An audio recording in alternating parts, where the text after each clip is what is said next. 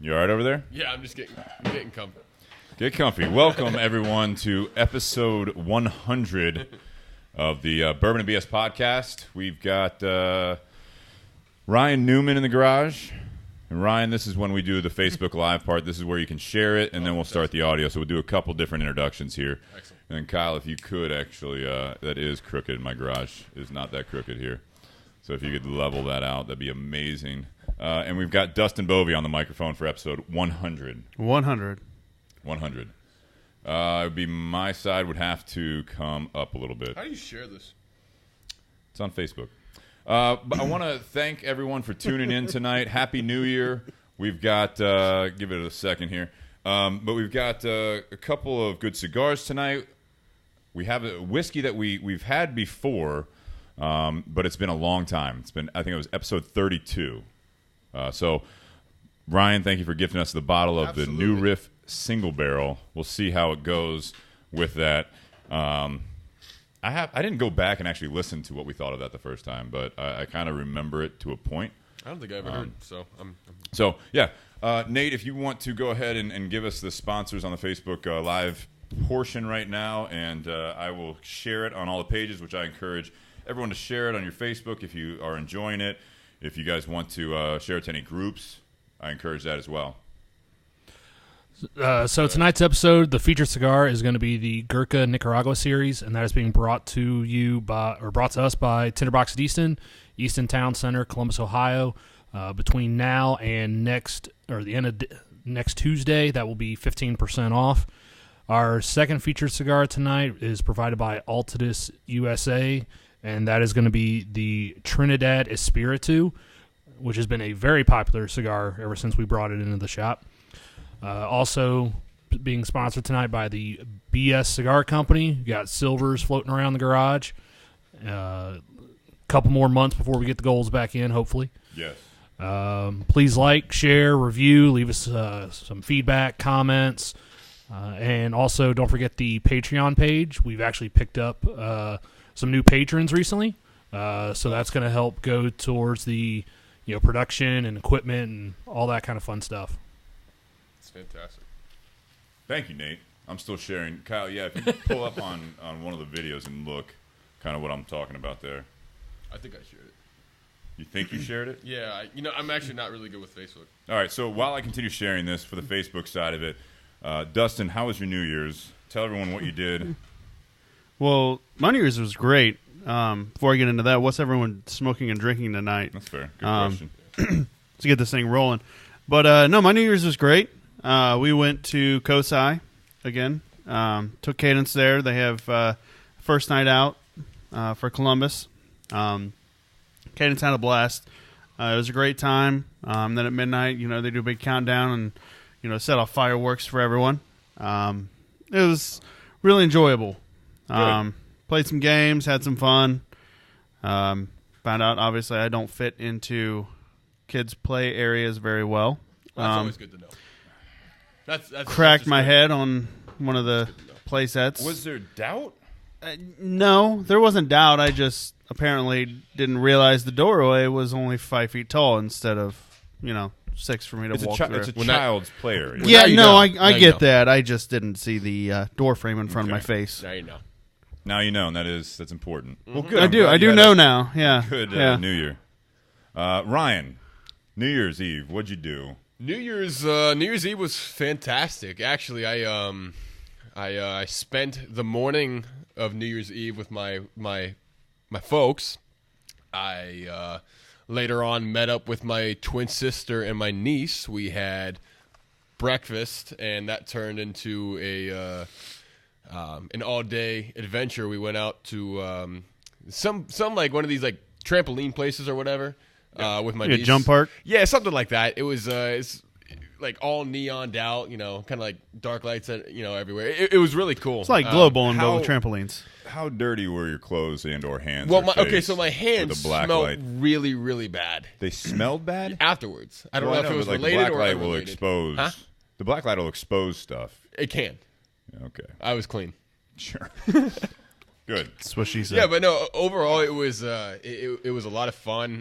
Then we didn't really even go out anywhere for like the ball drop. We ordered in. We ordered Dickie's barbecue, which was fantastic. Nice.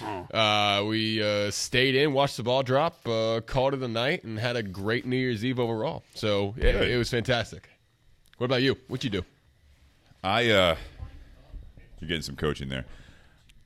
I had to work basically during the day, so then I got off work around 6. We closed the shop early, which was nice, and then I went over to our neighbor with Liz. We took a lift back up there, so we didn't have to drive, which was a smart move.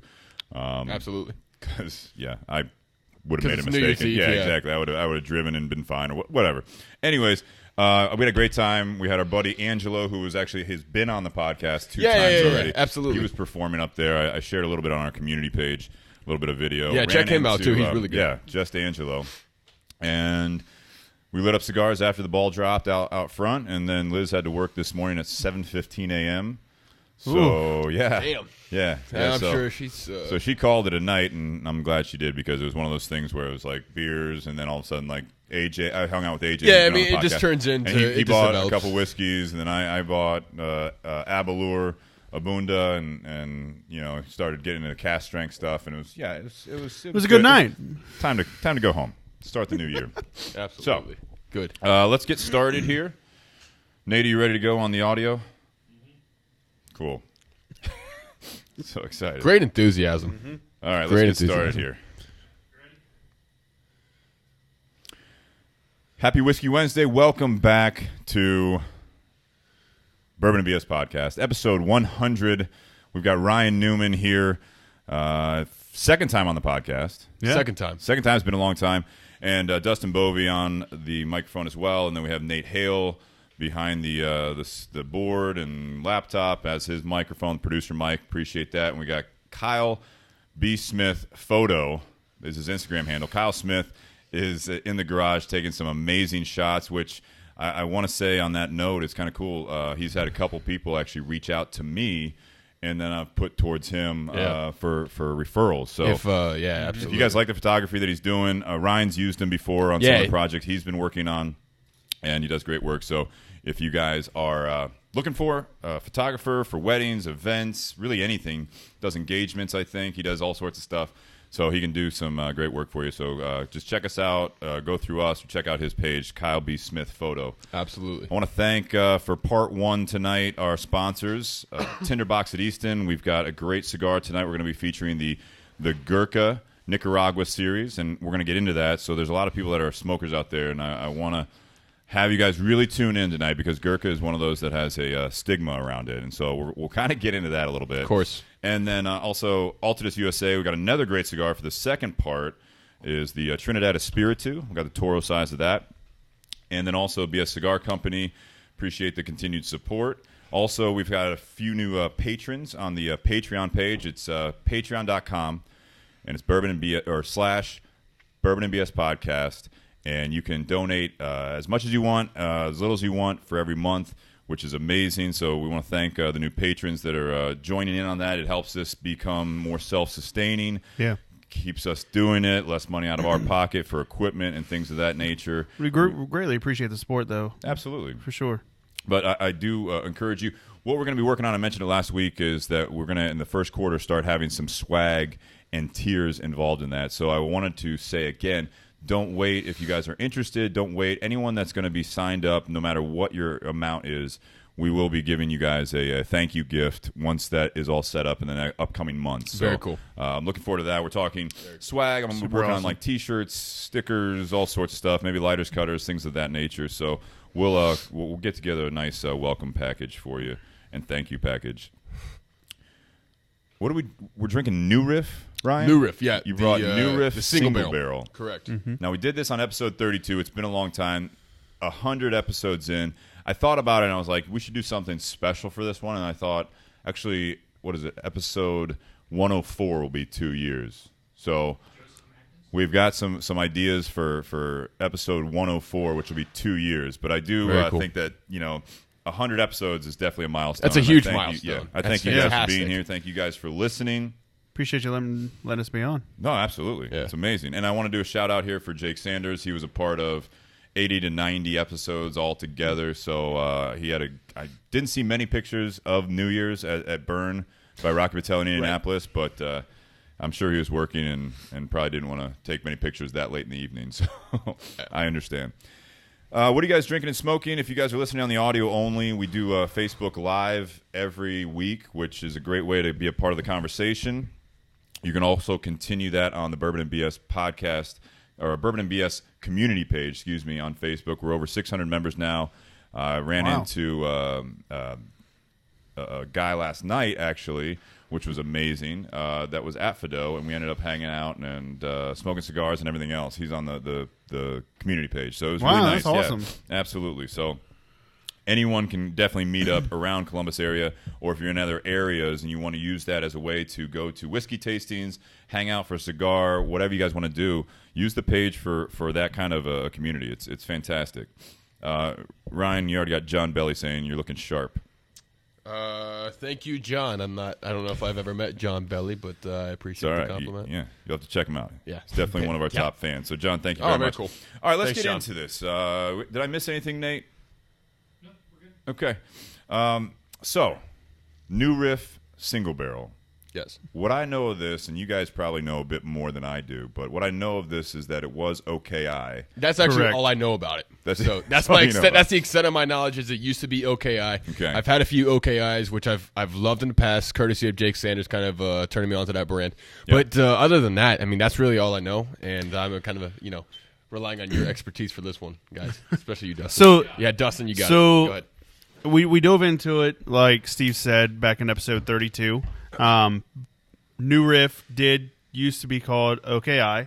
The bottles are essentially exactly the same, just the nice black fade from the top to the bottom. Killer marketing. Right. great. Absolutely gorgeous. Bottle's fantastic. But the New Riff is essentially their line that they've distilled themselves. Everything that is OKI has been sourced, to my knowledge. So That was all MGP, correct? It was. correct. Okay. Yes.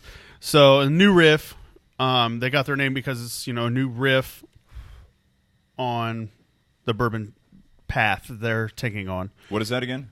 New Riff, the name, if Yeah. I remember correctly, it's their take on a new riff of their path, Okay.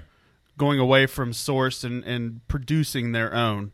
So the regular bourbon, which is essentially just normal batch bourbon, not. We've never had the original.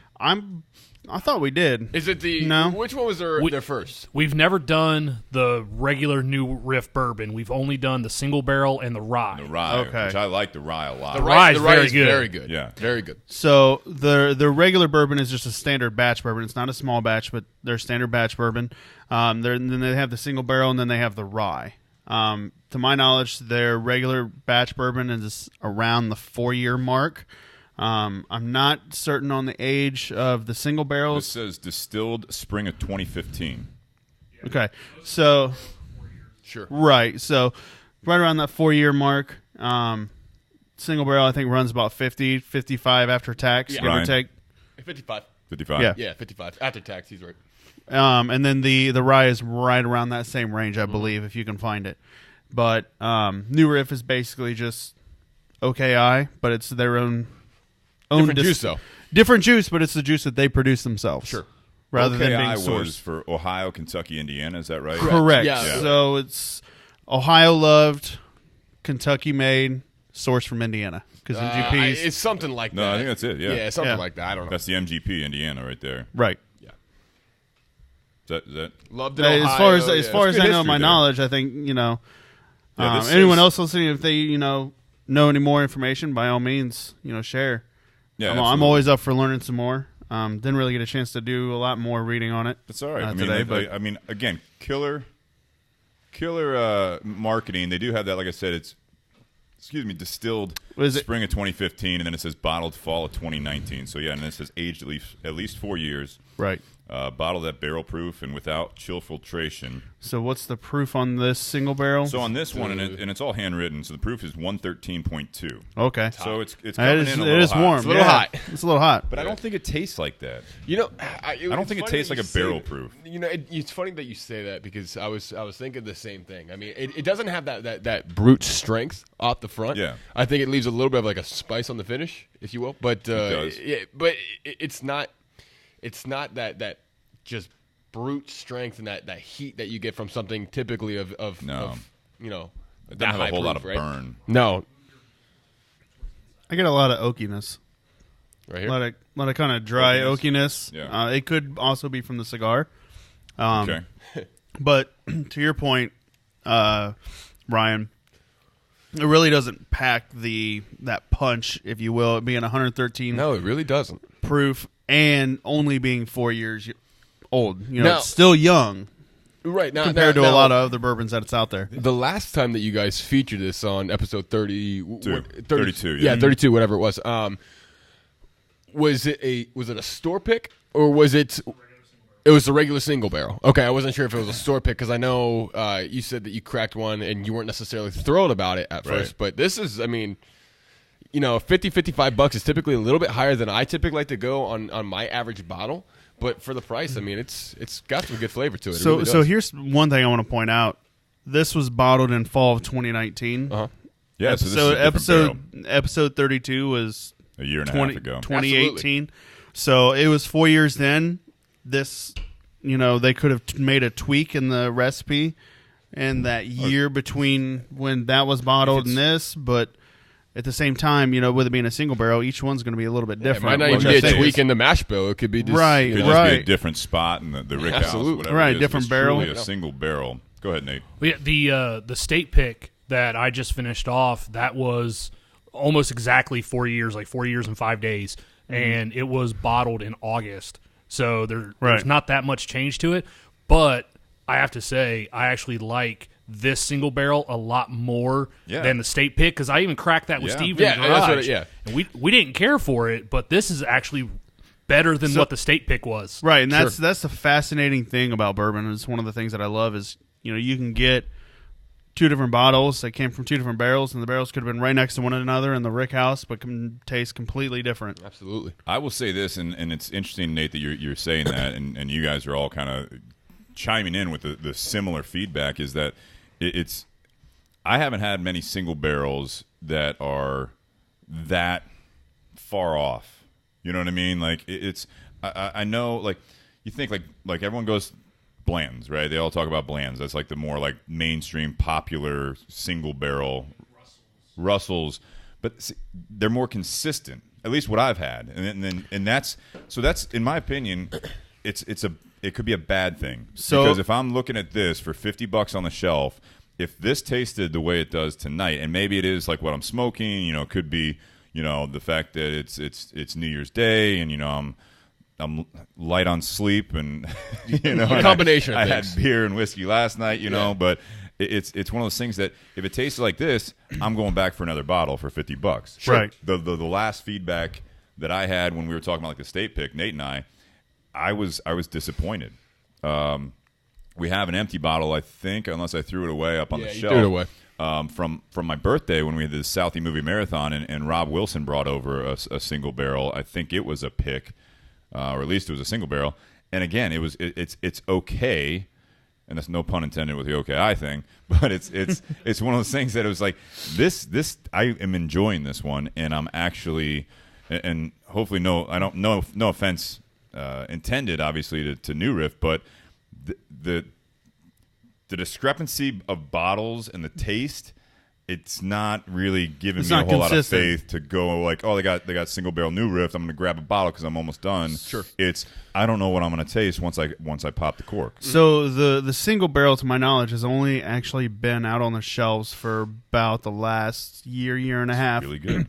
Which maybe, you know, this is my, you know, opinion or, you know, thought is they're still trying to figure out what that taste profile is that they want to hit for that single barrel, and the ones that they had released or what they thought could have been it. And then as they progress, they're making maybe some changes throughout that time. And now we're, bottled November of this past year, and I love this. Like, I think this is fantastic. It's starting to get a little hotter as I drink it, which is the exact opposite of what I normally experience. Absolutely. Are you guys getting that at all? I am a little bit, and I don't know if it's a combination of the nicotine from the cigar with the drink itself. Could be. But I'm in agreement. Or maybe with you guys are just pansies because I don't get that. you know what? Maybe we have a better palate that it's maybe we do. No, I'm just kidding. No, I like this. I can't say it enough about the new Riff products. The OKI bottle was cool. It was something that I remember. Like, we talked about it before, where Jake, at least in the Columbus area, he had grabbed a couple bottles of it from here and there, and like no one was really talking about it. And they weren't distributing to Ohio. No, it's nothing that it's something that you would have to get from another state. And he got it around here once they started distributing. I'm saying, like, it just wasn't really, it wasn't out there a whole lot. It wasn't prominent, and no one was talking about it. Right.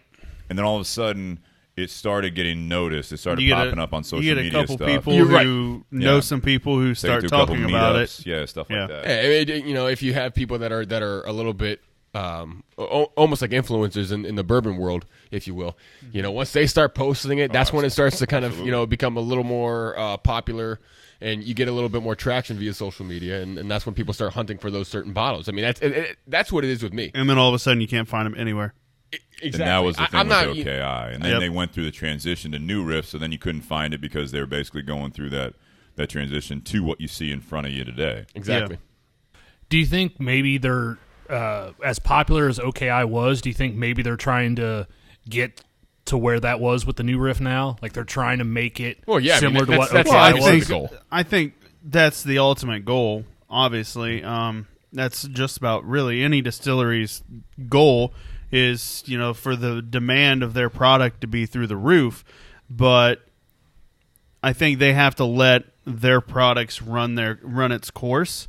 And I think so far they're doing a really good job. I'd like to see... Didn't you buy an OKI for like one? I thought you posted a picture of a bottle you had last year. Here's my take on 180 for the bottle.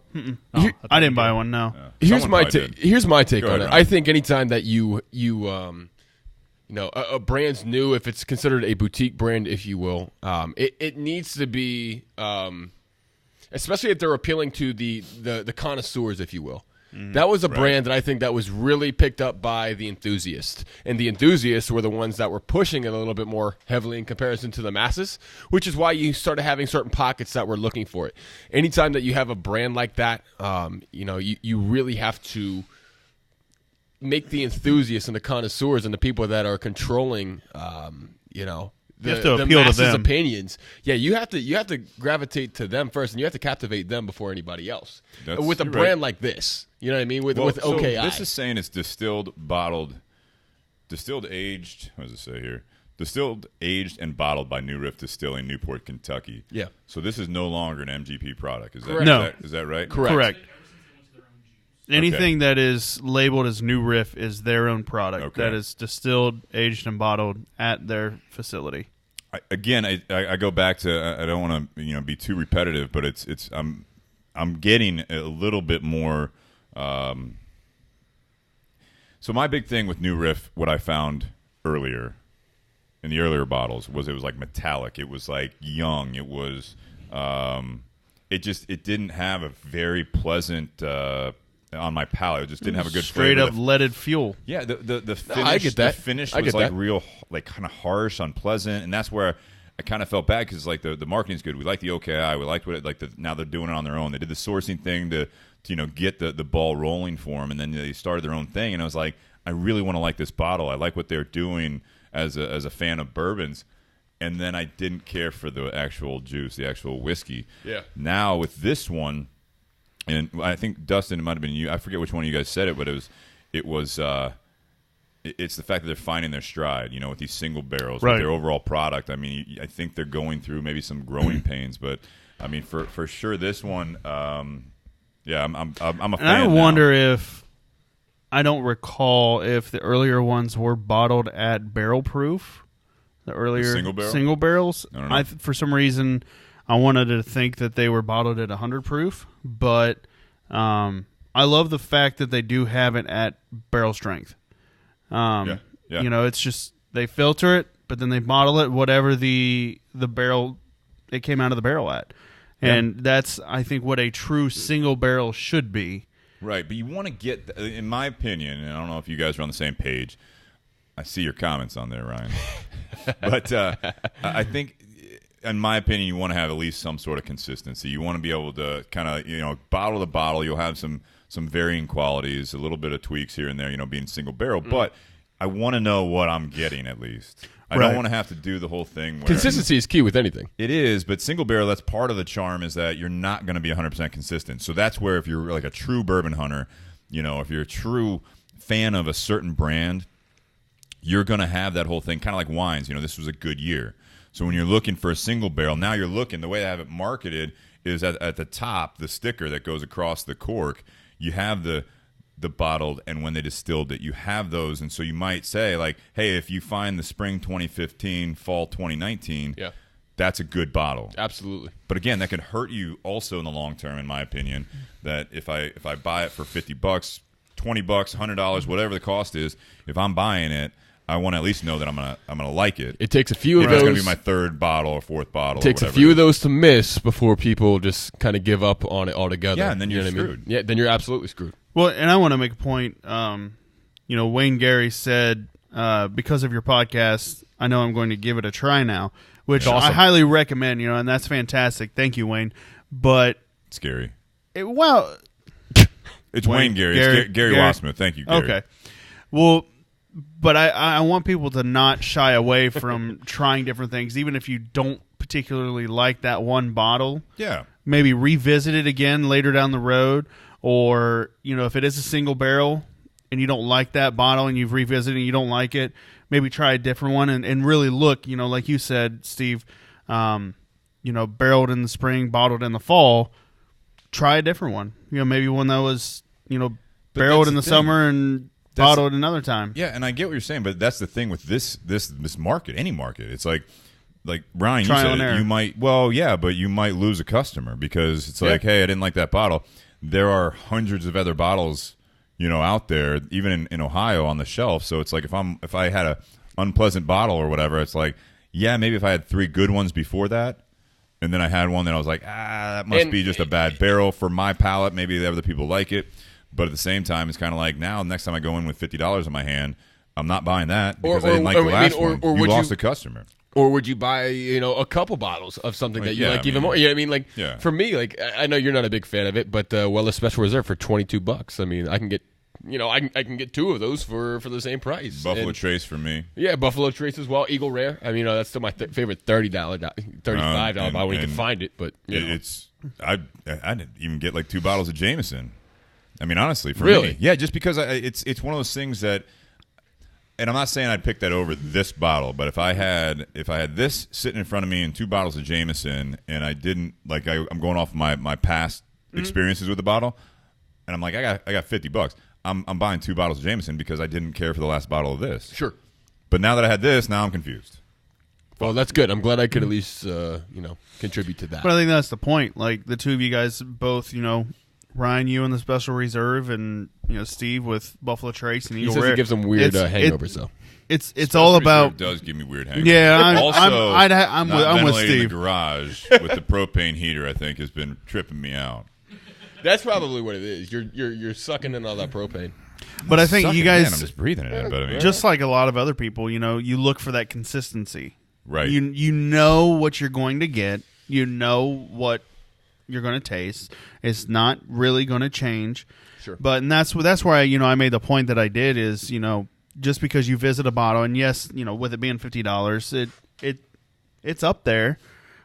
Not anymore. Not anymore, I mean, though. that's Unfortunately, a standard price, in yeah, my it's opinion, standard anymore, pricing. Unfortunately, Yeah. in Ohio. Yeah, I know. But I recommend try it. If you don't like it, try a second glass and maybe power through it, and maybe it's your palate warming up to it. But then now you're talking glasses, not bottles. Right, You know I'm what I not mean? A little more reasonable. Well, I if you're agree with that part, little more reasonable. well, I do that's agree what with I'm that. saying. Like, and you're still not a fan, put the cork on it, put it away, and revisit it in some time, and maybe come back to it, and you'll like it. And if you don't, that's fine. It's not for you. It's not for you. If okay. it's a Or single barrel where each one's a little bit different, maybe try a different barrel. And if again, I'm not buying. Right, and again, if you don't like it, that's fine. That's not for you, and you move you're on. Being nice. I feel like you're being nice about it. Yeah, I because, mean, like, there's no. I mean, I think My thing is I like to give everything at least a chance as far as the bourbon world goes. I That's want sweet to of try you. something. Very sweet of you. But if I'm not going to like it and I don't enjoy it, and I revisit it, and again I don't enjoy it, then I'm not going to go back to it. that's what I'm saying. And that's You're what I'm saying. that I'm saying, the like- opposite. You're saying like you give it a shot. If you're going to spend $50 of your own hard-earned money, and you didn't like the first or the second bottle. If you didn't like the second bottle, then by all means Now, if you move like the on. first one, didn't like the second one, where are you at on that though? That's my thing. Is like you're like already like I really like the first one, Flip a coin, killed it, rock paper and scissors. then I the don't know. second one I took my first glass and I'm like, this is not what I remember at all. Yeah. This is not the same juice. I'm a one and done kind of guy. Like, if it's not good after that first bottle, I mean, Especially at $50. yeah, I'm done. Yeah, I'm done. $10 cigar even, you know what I mean? It's one of those things that I'm not that person. If like it cracks or like construct, like whatever it is, I I agree. unplugged, I'm gonna give it another shot. I get 2 or 3. But flavor though, 2 out of 3, the flavor is there, but the 2 out of 3 they're cracking. I'm not gonna come back to it, obviously. Mm-hmm. And that's the whole important part of this is that I like what New Riff is doing with this bottle. The other option is that you host a podcast and you have friends come over and bring another bottle. That's what I would encourage that. very good. Right, or just have people over Very and good. if they Yeah. want to pour, you give it to them and you pour something else. Yeah, exactly. I think kind of digging into the tasting notes of it. Ryan, what do you think? Like, what do you get from it when you drink it? So I mean, I get a slight sweetness from it. I do get a little bit of a spice, and it's funny, right? Because it's kind of like on the back of my tongue, right? Like it hits a certain part of my palate. Is this good? Perfect. So you're getting Thank you. You say spice or what do you? A little bit of like a spice, and it's hard for me to actually like put it into words because What about- I'm not as much of a about connoisseur. cinnamon. Yeah, I can see that. Yeah. Yeah, a little bit. Yeah, and that could be what it is. You know what I Yeah. mean? It's just a type of spice. One like in particular, I'm not quite sure. I'm not as as well versed when it comes to depicting the flavors from bourbons. Now cigars, that's a different story for me. But bourbons, Imagine, I know what I like. You had just your everyday whiskey and you had a piece of Big Red before you drank it. I like that. Are you feeling me now on this? Yeah, I like that's that. where I'm saying cinnamon. Yeah, You got Nate's back there. Big nodding. Red Chew. Or cinnamon Big League Chew, whatever. If you want to like act I like you're playing actually like baseball, Big League Chew you better. spit it out a little bit. I yeah. like Big League Chew better. If you don't like I Big wouldn't- Red, then fuck you. I wouldn't I- spit the whiskey out. Name of Ricky Bobby. Jinx. R.I.P. R.I.P. Dustin, what do you think of it? I think it's really good. I get that spice note. The cinnamon. I get a little bit, a kind of a blend of that and black pepper. Okay. I get a slight. That's interesting. I get a slight sweetness, kind of like a caramely type, but I do get a lot of oakiness from it, both the nose and across the palate. And it does, it coats the tongue. It really spreads across the entire thing. The finish on it, kind of works its way down about halfway down my chest. Yeah. And then just kind of dissipates. It sits there for a second or two, but not very long, and it's not something where it's unbearable and you just kind of like take a minute to hit it again, but it's good. It's got some balls. It does. It does have does. some balls. It does. I'd say it's got some But I balls. think it's really good. And John Belly on Facebook Live, he says fireball it. I No. wouldn't say when I say cinnamon, I'm not like a fireball like cinnamon whiskey. I know you're joking a bit, but it's definitely more complex than fireball. which is a I Buffalo hope so product. for $55. I hope so. Yeah, I mean you should. Yeah, Yeah, fireball worth every penny great. Fireball. Great. when you're at a bar and you're trying to buy shots for ladies. Oh, they love it. Or you have one. I mean, side I of it. I would say I agree with with both of you on that. I do get that cinnamon finish, and it's like kind of like that spice mint like thing. That's where I'm saying cinnamon. Yeah. I'm getting a little bit. You said caramel sweetness. I'd say I agree with that. There's like a little bit of that creaminess to it, but it goes away real quickly. It does. It's not like right on it the doesn't. front. It doesn't sit around. Yeah, it doesn't sit on your palate very, very long. I don't know if Nate. It's got a nice, It's like a little taunt of sweetness. nice taunt. A little, yeah, just a little, What are you- little tease of sweetness because it just dissipates. Why'd you choose that word? Taunting you. Yeah, why did you Sweetness. choose that? Because you would think that you get that hint of sweetness and then it dissipates so quickly. You'd think it'd kind of stick around. Yeah. Okay. Taunting you. Yeah, I think. Yeah. Oh, that's perfect. Yeah, fantastic. I like it. Dustin, you were saying also that it's got the balls. It's easy to go back to though. I didn't say it has the balls. You said it has. Well, the I balls. was describing what you were saying with my words of Right. balls. But it's got the fact that it's got some strength to it. But it's like I said, it went really kind of up and down with this glass where it was the first one. Went up and down with the balls. Well, now you're getting weird with You know, it. yeah, you're absolutely getting. Don't forget to cup them, though.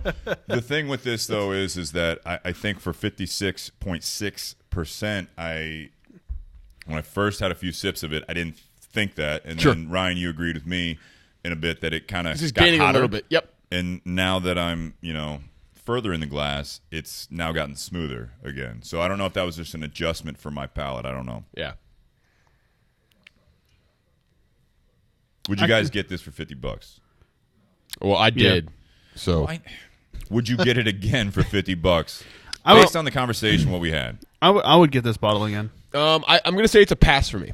And yeah, it's a pass for me, and not because it's not a good bottle, not because for the viewers that are listening right now, not because you shouldn't try it, because you should absolutely go and buy this bottle for $50. I mean, it is a good bottle for $50, but for me, I like to see what's out there, and I know there's a lot that I haven't tried, and for me, it's not blowing me away for $50. I think there's other bottles that are on the shelf that are that I What would, have you had for $50 that you can recall? Oh, E.H. Taylor, when you can find it. Well, and that's not. Well, if you're talking small batch, that's not even $50. About 42. All right, well, okay. But again, you're saying even for less money, you'd get Yeah, it. I mean, yeah. If I'm going to spend that money, absolutely. Okay. I hunt for certain things. I'm not as knowledgeable about some of the brands that are a little bit more consistent, a little bit more readily available. Yeah. Thank you. Yeah. Yeah. And thanks, Bobby Crow. He said Elijah Craig, which is also good. They have some good stuff. The barrel proof, I don't know what price that is. I think it's That's around tough to 50, find, 50, 55. Yeah, it is very tough to find, but when you can find it, yeah, there are other bottles that I would prefer to have, and I would like to try over buying that again. Again, great bottle, definitely worth a shot if you haven't tried it. If you can find it, go out and get it. But I think it's a pass for me as far as buying it again. Pass again. Dustin, how about you? I think I would buy a bottle. Yeah. Yeah. Have you bought this bottle, or have you bought this so particular actually, year or whatever? I've not. But, No, you have not purchased New Riff Single Barrel. I've actually not purchased New Riff at all. No New Riff. Okay. No. Actually, Nate Nate added a good comment. Add a cap of water. Yeah, That's I something just I'm put a little splash. Yeah, that's something I'm probably going to do here in just a second, just to see what it does. Because again, if there's something that you don't necessarily enjoy, right off the top, try that, because it can really it can open it up to be something completely different, and that's Yeah, something I that think I this was one taught will. by a lot of the enthusiasts in the circle. But I think it's something I'm going to try, because maybe that'll change my opinion completely. Well, the Yeah, one, I'm intrigued to see how it turns out. Nate. the one That's that we good had addition there, last Nate. week with Bobby Crow, that Japanese Four Roses, we added a splash How of was water. that? We added a splash of water to it, and it got hotter. Yeah, I think you're wrong. We got more spice when we added water to it last week than when we just left it alone. It was the darndest Really? thing. No, this one did it a little bit too. Did you add some? I have not. Not yet. When you add, Nate, when you add a little bit, I know you got quite a bit, so you don't want to necessarily ruin the entire glass if you don't care for it. But it did get feel a like little. it'll And still Nate, very would good. you like to personally splash my whiskey with water? Wow, that's personal. I'll leave. Okay. I'll let you do that, Really buddy. personal. All right. While he's Escalated quickly. air quotes, splashing your whiskey with water. Yeah, go ahead and air quote that. You're on camera, mind you. The Gurkha Nicaraguan series. So here's the thing, and I'll let you guys chime in, Thank you. and I'm interested to see if there's anyone on Facebook Live that has an opinion on Gurkha. 'Cause I feel like every cigar smoker has an opinion on Gurkha. Yes. And we'll kind of dive into that a little bit, but to give you guys a little bit of background with this one, this is a limited production Gurkha. With that being said, I don't know how many. Like, I don't know what the actual production level was, but the way that they're selling it is that it was limited to certain shops. Yeah. And you could only get at maximum, when the initial release came out, when they were shipping them, 5 boxes of Each any size, right? size. Yeah. Yeah. So Tinderbox at Easton that donated this, sponsored us with this cigar, got 5 boxes of 4 different sizes. This is the Bellicoso. I grabbed this one for tonight because I know Ryan likes this blend. He likes this size. There's a Robusto, a Toro, and then It's a Bellicoso, Toro, and Gordo. Robusto. The Toro is a 54. The Bellicoso is a 52. 52, yeah. And then the Robusto, I can't remember what the Robusto is off the top of my head. Maybe a 50. the Robusto is a 5x52 as well. Toro's 654. This is a 6 1/8 by 52 with the Bellicoso head, and then the Magnum is the 6x60, as Nate said. 20 count boxes, real basic packaging, which is, again, Very underwhelming. oh, you got the, yeah. So it's interesting. Gurkha's known in a sense, at least back in the day, especially just over the top packaging. Absolutely. It goes to the band, it goes to the boxes, it goes to the entire package. This one is very reserved. Yeah, and I think that kind of goes to the point where a lot of the cigar smokers or enthusiasts that do have opinions on the company. I think a lot of people think that from what I read, they spend more time on the marketing than the actual cigar. I think this is completely opposite. So and that's what leads us into this, and that's interesting you say that because of what we were talking about with the new riff, and that was what I thought, and I was actually disappointed initially. And again, I've been converted to a point now, but with the new riff, when I saw the packaging and everything else, I was like, man, this is killer. And then I opened it up and took a glass, and I was like, all right, so it's just kind of smoke and mirrors with the bottle and the packaging. Now I don't think so, and I really like the rye. With this one, it's very interesting because, and I think the reason that I know that Ryan likes this, because he and I are very, very similar in the fact that we love Aganorsa Leaf tobacco. Absolutely. I think they are one of the top manufacturers in the business. They have some of the best tobacco. I think as far as consistency and flavor, it's one of those manufacturers where I can smoke it, and I can tell you this is Aganorsa tobacco. This is their tobacco. It's got a specific flavor. I agree. And if you haven't smoked anything from Casa Fernandez or Aganorsa Leaf, It's now called Aganorsa Leaf. They went through rebranding themselves, which Sure. is interesting because, I had a new riff. Go ahead. Yep, but absolutely. Now, what is Aganorsa Leaf? If you haven't had anything from Aganorsa Leaf, that is something that I would highly recommend to any cigar smoker. It's one of those brands where it's not necessarily it's not one of those big conglomerate names. It's one of those more behind the scenes, and they're more focused on, or at least they were for the longest time, distributing their tobacco to other manufacturers. Where I think sell. Last I knew, they sell about 85% of their Absolutely. tobacco that they grow in Nicaragua to other companies. and that's a huge portion Yeah, and they still make hundreds of thousands of cigars themselves. themselves. Yes, they do. Dustin, what were you going to say? Oh, I'm just going to say I'm with both of you guys on With the Aganorsa Leaf? Yeah, absolutely, absolutely. And one of the reasons that I'm kind of partial to it, and not because we did that, but that's one of the reasons that we did that. Now, unfortunately, we parted ways with Aganorsa Leaf, but that was our BS Gold product. Right from the gate was Casa Fernandez at the time, now called Aganorsa Leaf, and there's a lot of similarities in a lot of their blends, in my opinion. Yes, there Now, is. they all taste different because you can tweak tobacco just enough, just even taking different leaves off the plant at different points and age and all that stuff. This one, though, is made with a Corojo 99 wrapper. Yep. And just so you guys know, if you're more bourbon, you're not into cigars, you're kind of interested in both. The 99, when you hear that, I'll say Corojo 99. There's 2 Corojo 99 binders. So it's a double binder. Correct. And then the filler is Corojo 99 and Criollo 98. That's all the stuff that they grow with the Aganorsa Leaf. And it's not a region. That's just that's the name of the company. That's the name of the farm. Yeah, that was the name of the farm for the longest Exactly. time. So what does the 99 and the 98 stand So for? that's it's a hybrid strain, if you will. Well, that was the year. So correct, but that was the hybrid strain that they created in that year, and that's moving on. That's what. So they it was called planted in that year, or it was the seed it is was from that year. Now it's interesting. We've talked about it before on the podcast, and I was actually talking to a couple of customers today that are getting into cigars. There was a fairly well known, and I think people that are into Cuban cigars or Cuba growers may say differently, but it's interesting because around 2000 there was a big blue mold scare in Cuba. So you hear Cuban seed. With this, that's why you have those leaves, or those seeds, 99 for Corojo, 98 from Criollo seed. Those were the years that it was kind of agreed upon that those were two of the best years of yield from tobacco. And those were basically, I don't know how they got over to different countries, but they got over to different countries, those seeds. And that's where they say these are based off of that year 1999, 1998 for the Corojo and Criollo respectively. And then after that, you've got, and they went to Nicaragua. You've got, Christian Aroa has the as he considers it, and I'm not 100% against him, that he has some of the most authentic Honduran Corojo, correct, which is more authentic Corojo than even Cuban Corojo at this point, because to battle that blue mold, they had to do the whole hybrid again.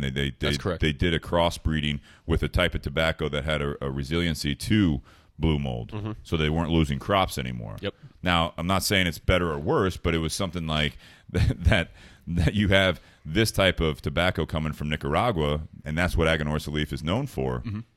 That's what I like about this Gurkha cigar, is that not that I dislike all of the Gurkhas, but it's kind of a give and take, a plus and minus. When you see a Gurkha brand name on it, like on this box, you see the Nicaragua series. If you don't dig into it, that's going back to, you might lose a customer.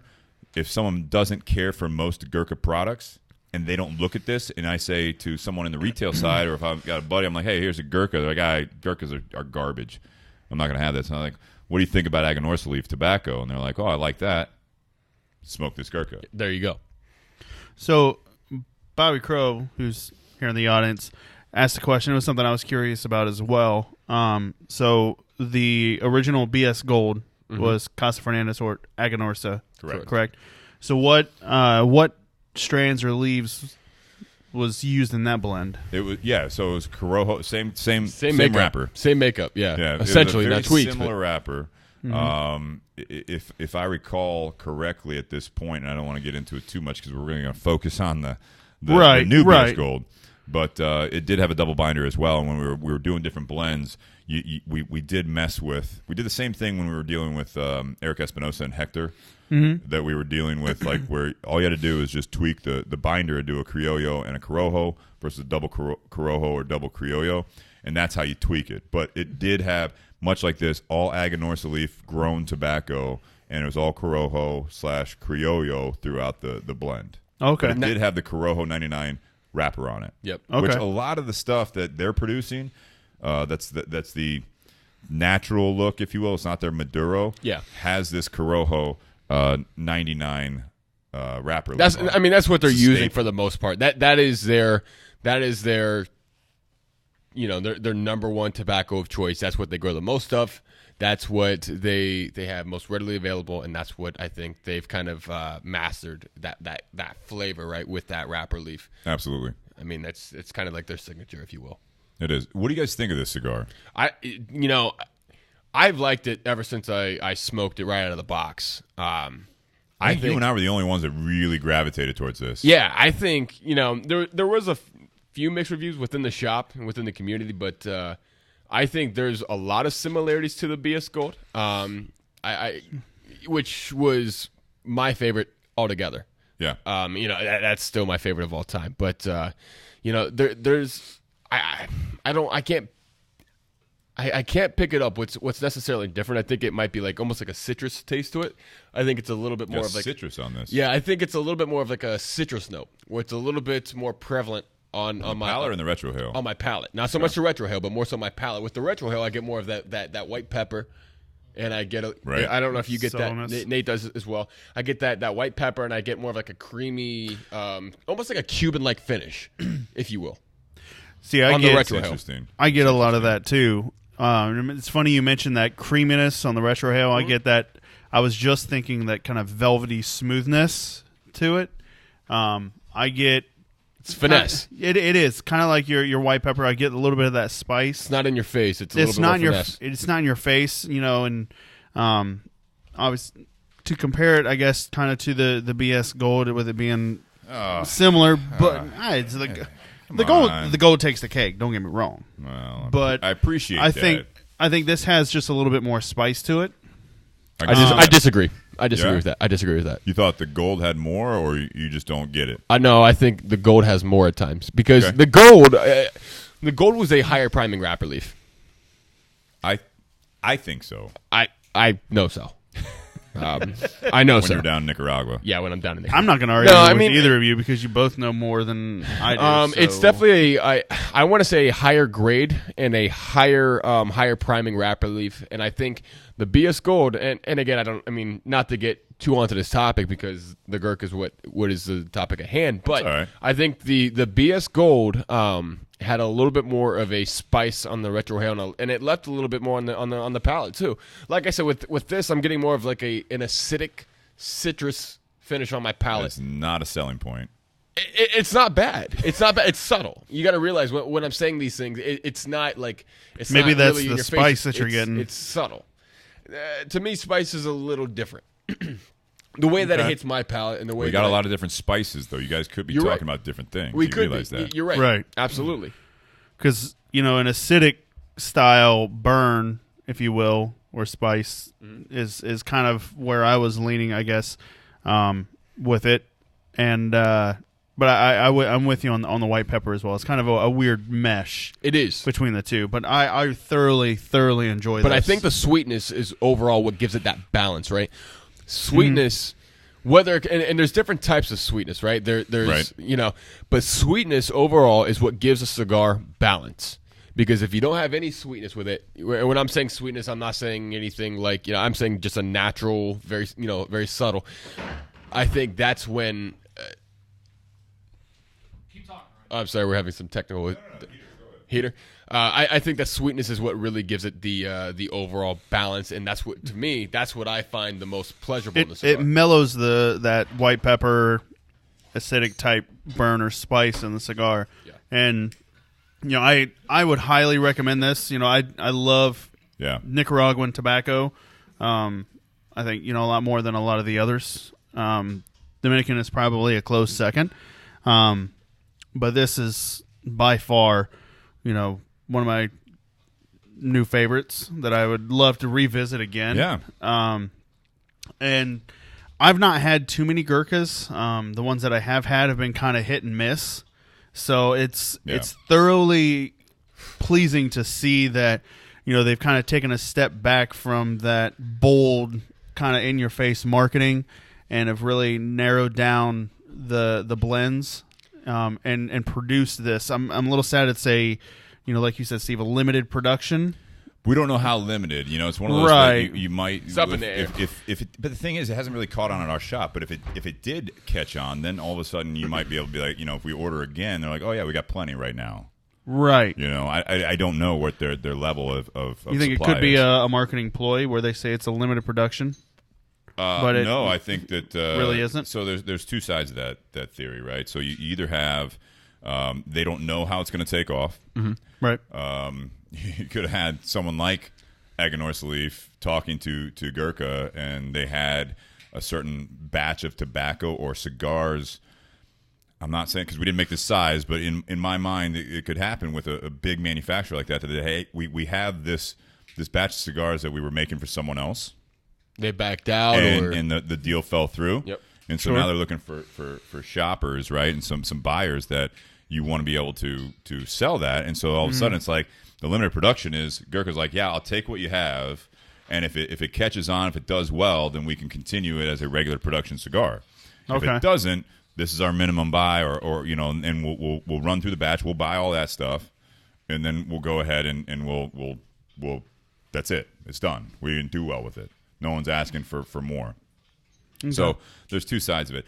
Here's the thing with Gurkha, and I'll say this, and you guys know what you're doing on that heater, right? Or I need to do. We're having some. We've got It's two hot. guys right now on the heater for the people that can't see on the Yeah, camera. if We got it's two hot, guys you on it give us- right now. I don't know how many more it's going to take to beauty get of this going. doing- Yeah, take a picture of that, Kyle. That's fantastic. The beauty of doing it in January in a garage in Central Ohio is that the heaters are just propane essential. tanks. You know what? But here's the thing: it gives a chance for Nate and Bobby to get close. They're working together. And there was some tension. I guess sexual or not, I All can't right, be the calm one. down. All right. So here's the thing with Gurkha. I'll say it. It's like the elephant in the room for cigar smokers, and I don't want to spend too much time on it. But we've brushed this topic before. We've touched on it. That you've got kind of a few different factors. Gurkha has more or less a big online presence. They do. And when you talk to Juan Lopez, his job is the brick and mortar blends. Absolutely. So they're manufacturing different things for online. They're manufacturing different things for brick and mortar.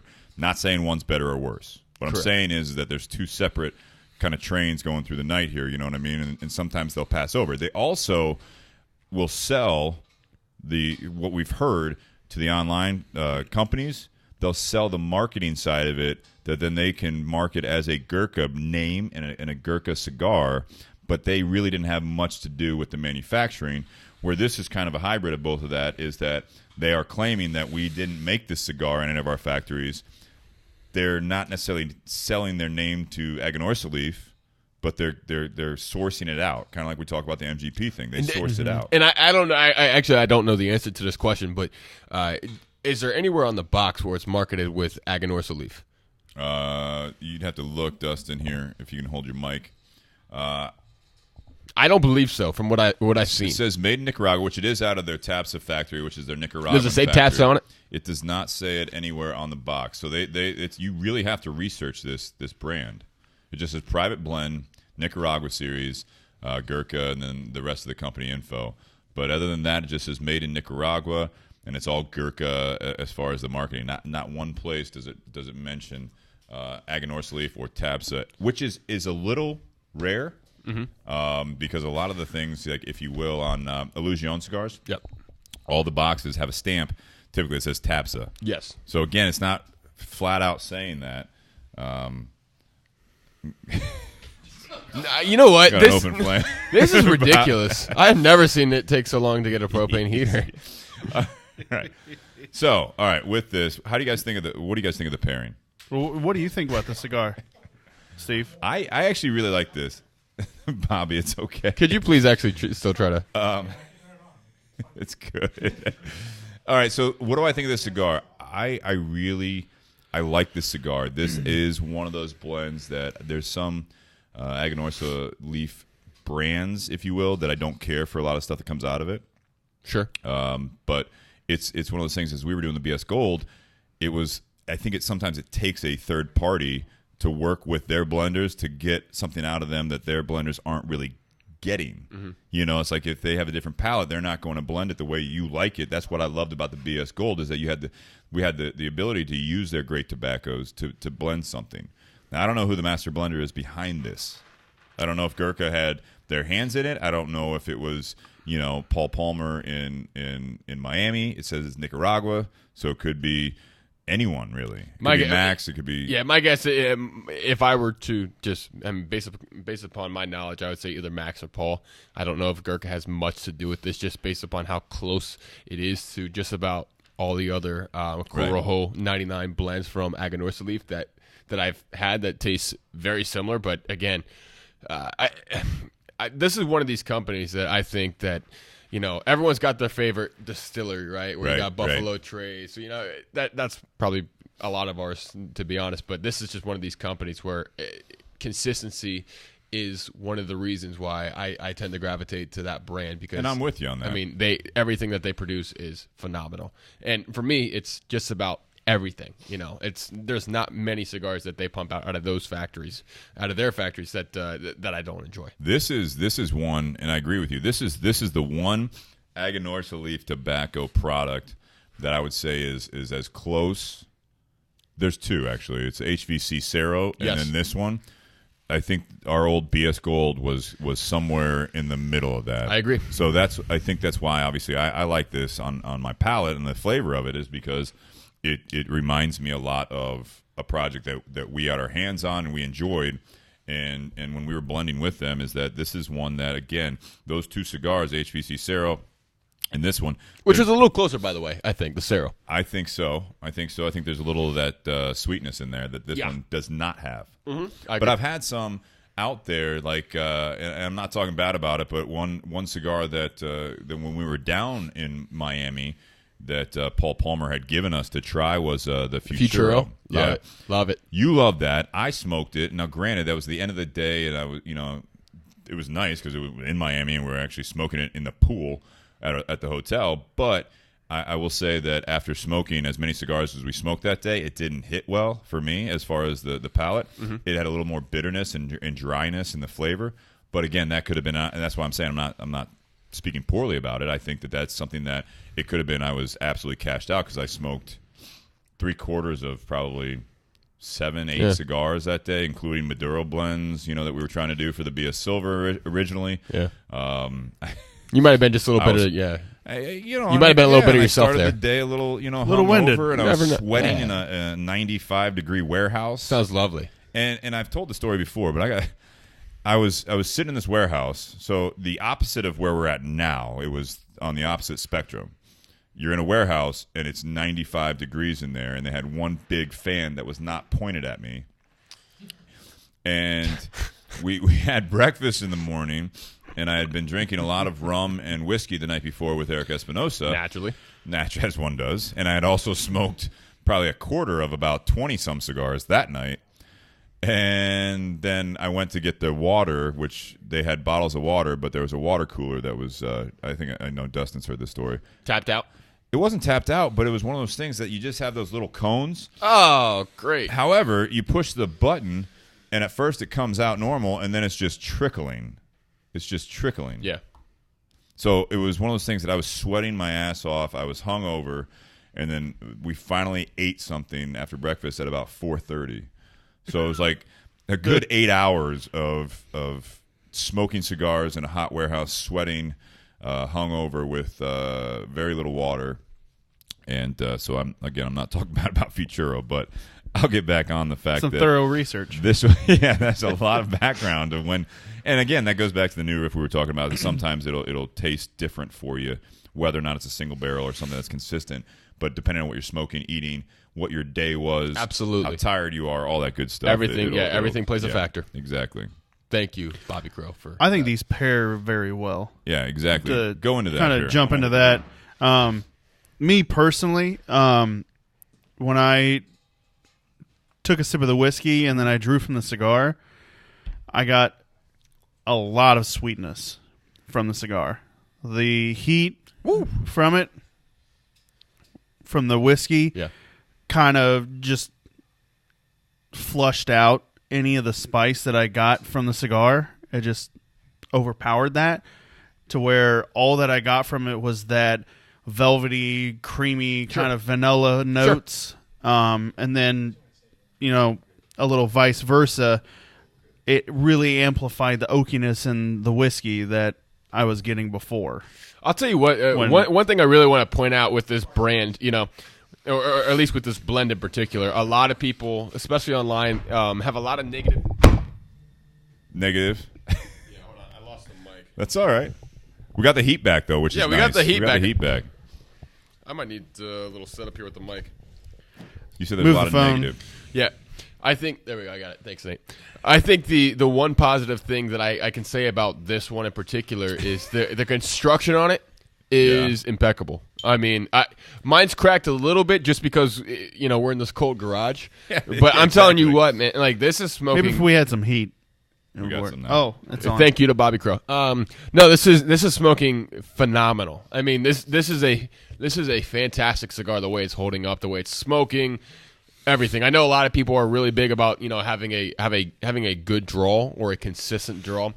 This is perfect. At least mine is. I can't speak on behalf of yours, but it is. I mean, this and is perfect. It's again a little bittersweet for me because I really wanted to do a Bellicoso shape of the I BS did. I Gold. know. I did too. But torpedoes don't sell as well. It's just a thing in the industry. But as far as the construction, I'm with you on that. With this one, and again, a little bittersweet for me because that was one of our major issues. And again, kind of full circle here is that I think the Miami factory does very well. I think that we were small fish when we were doing the BS Gold. So when it came down to it, we were in the Miami factory initially for Casa Fernandez. Then we switched production to the Tabs factory where this is made, and we didn't have good construction come out of there, which was kind of unheard of. And then we moved it back to Miami, and it was like every other batch was good, and then the other ones weren't. So it was one of those things where I see this, and this is something that, again, being as close as it is to the BS Gold, it kind of is, again, bittersweet because I wish we could have continued down the path that we did with that, with more consistent construction. So I will agree with you. I think the construction's great on this. Yeah. Yep. Same here. Excellent. The pairing, Ryan? Pairing, I think they go really well together. I think there's take it easy, Kyle. I think there's a good balance between the two. I think the sweetness that I'm getting from the new Riff is not overpowering the cigar, and vice versa. I think they both complement each other very well. Again, we talked about how hot the new Riff was. What is it? 56%. Yes. 50, yeah. Yeah, and that's not overpowering the cigar. I think this cigar is actually a little bit stronger than what a lot of people would interpret just based upon a flavor. What strength would you give this? I would give it medium full. Okay. I think there's a little bit of guts behind it. It's tough to really tell just based upon the actual flavor behind it because it's more like I describe it as finesse for the actual flavor and the finish. But I think there's a little bit of strength behind it, and I think they actually balance out each other pretty well. Yeah. I don't think they're competing. No, I'm with you on that. Good. Dustin? Well, maybe I missed it when I was messing with the heater. Right, so pairing. I'll touch on it again. I want to hear it again, so they're going to hear it still again. early. Right. The pairing, I think, is very well. Like Ryan said, the two don't overpower one another. I think when I would take a drink of the new Riff and then visit the cigar very shortly after, the heat in the whiskey masked the spice, any of the spice that would be in the cigar, and I got a lot more of that velvety, creamy, kind of like vanilla, sweeter notes. Yeah. It really pulled that out, and then vice versa when I would draw the cigar and then sip the whiskey, I got a lot more of that oakiness. Okay. It really made that a lot more apparent to me. Yeah. Is anyone getting any? I know I'm a little bit further ahead because I smoke a little bit quicker than you guys. Is anyone getting a little bit more of like a saltiness to it? I don't get much, but again, I'm sipping on the whiskey, so I don't really get a lot of that. But that's where I think are coming up with that Cuban-esque type of a thing. Is that what you're getting to? Yep, it's got that sweetness with a little bit of that saltiness behind it. And again, I'm a little bit more into mine in comparison to both of these guys. I smoke mine a little bit faster, but I would say with the Bellicoso shape, it's going to be something that is going to help deliver that too. Yeah, it's a little bit more of a concentration of the flavor. Yeah. For those who can't see behind the why scenes, we can't have nice things. The live studio audience is wild. but great to have them. Great to have them. Bobby Crow was asking, what's the year age, and I'll kind of summarize this as we bring part one to a close. You got 4 years at least, they say. So you got it was distilled spring of 15. 15, sorry, yeah. Bottled fall of 19. So 4 years, give or take, as far as the actual as far as that goes. And with the tobacco from Aganorsa Leaf, everything I know about their tobacco when we were doing the BS Gold, and I'm not trying to pump that because we're really excited about Plasencia doing that, but everything I know is that all the tobacco we were using, we were told that they were 4 to 5 year old tobacco throughout the cigar. And I don't think it's that way with this. I think it's a little bit younger. I don't know if that's the case or not. I mean, it's tough to say. I get where you're coming from, but I would say most of their tobacco, just in general, before they put it in cigars, they have that. There's a lot of parallels with the Cuban tobacco when you're looking at that. When you talk about the whole term añejo is at least 5 years old. Correct. So I think they follow a lot of those practices. I mean, Eduardo Fernandez, the guy behind all of this. And I'm not going to get into the history a whole lot with this broadcast, this episode, but he really, when he purchased Aganorsa Leaf, when he purchased tropical tobacco, sure, and took over, I think he really dove into it, and I think that's why the tobacco that they use is so coveted, is so sought after, is because of the way they do that old school way of aging the tobacco before even selling it. Yeah, they take great care in their process. They do. They stay true to stay true to it. Yeah, still one of my favorite manufacturers. Absolutely. And so, yeah, and no major bad blood by us, but it's one of those things that it's kind of just fact bittersweet part of doing business. Yeah. This one, I will say, I think I will agree with you guys. I think it pairs very well with this. I don't think either overpowers the other. I will say I think I get different side of the cigar while drinking this single barrel. Okay. But it still stands up to everything else I know about it. I actually think it's a great pairing. I think the two of them go really well together. So Fantastic. I would definitely. So for $50, going back to the bottle, if I knew I was going to get a product like this, which I'm still not sure of, where Ryan, you said a pass, and Dustin, you said yes on the bottle, I would say I'd buy the bottle if I knew I was going to get something very similar to this for $50. Right. If that was the case, which I am, I would say based on my experience, I'm 1 for 3 based on the Ohio pick as well. This is better. I agree with Nate. This is better. This is a better barrel or better bottle than the Ohio State pick. Good. Which is shocking to me that the guys that I know that go down on some of these things as far as the barrel releases for Ohio, I'm surprised that they went with what they did if this was another type of a sample that was out there. Personally, it was New Riff, yeah. I do know that the state pick bottle, because they had a couple different barrels that were picked by a couple different people. The state pick that I had was not picked by the superintendent of the state of Ohio Liquor Control. It was a different group. It was a different person within OHLQ that picked the barrels. I don't think the superintendent, who normally picks a lot of the barrels, I don't think he was the one that picked any barrels for this part one. Of that trip. I don't believe he was. I know he didn't pick the barrel that I had. Okay. All right. Well, and again, that's not a bad bottle. I mean, if anyone had it, it just wasn't for me. The cigar for $10 to $12. Yeah, definitely. Absolutely. Where's that in comparison to the rest of the Gurkha line, as far as price points go? So Gurkha is all over the board. I mean, you can get Gurkhas, especially if you get them online. In the 5-packs, 10-packs. Yeah, I'll tell you, $5 to $2,000. Yeah, they do have a cigar that's $2,000. There you go, and everywhere in between. Yeah, but I mean, I'd say on our shelf, the average. I mean, they do have. I mean, even like the Cellar Reserve series is going to be in that. For a similar size, you're at $14-15. Absolutely. And then we also have like the Gurkha Ghost. You've got a couple like the Heritage stuff like that. That's going to be in that 8 to 10, 8 to 12. So still right within the ballpark. It's surprisingly lower than what I would expect, but again, it's different than everything else they're doing. For an Aganorsa Leaf product that is sold by someone else, this is spot on for the price. I agree. Elwense, you've got, trying to think, Illusion. Dion stuff, yep. Yeah, you got all those other ones that when you add that middleman, this is about right. Warped as well. Warped as yeah, well. Warped is, I love Warped. So where we sell the BS Gold for $9.95 for a Toro, if that were to wholesale and do a similar business practice to someone else, and you have those different steps in there, where we buy the cigars after we blend it with them, we buy those, and then we wholesale them, and you're going to make any money off of it.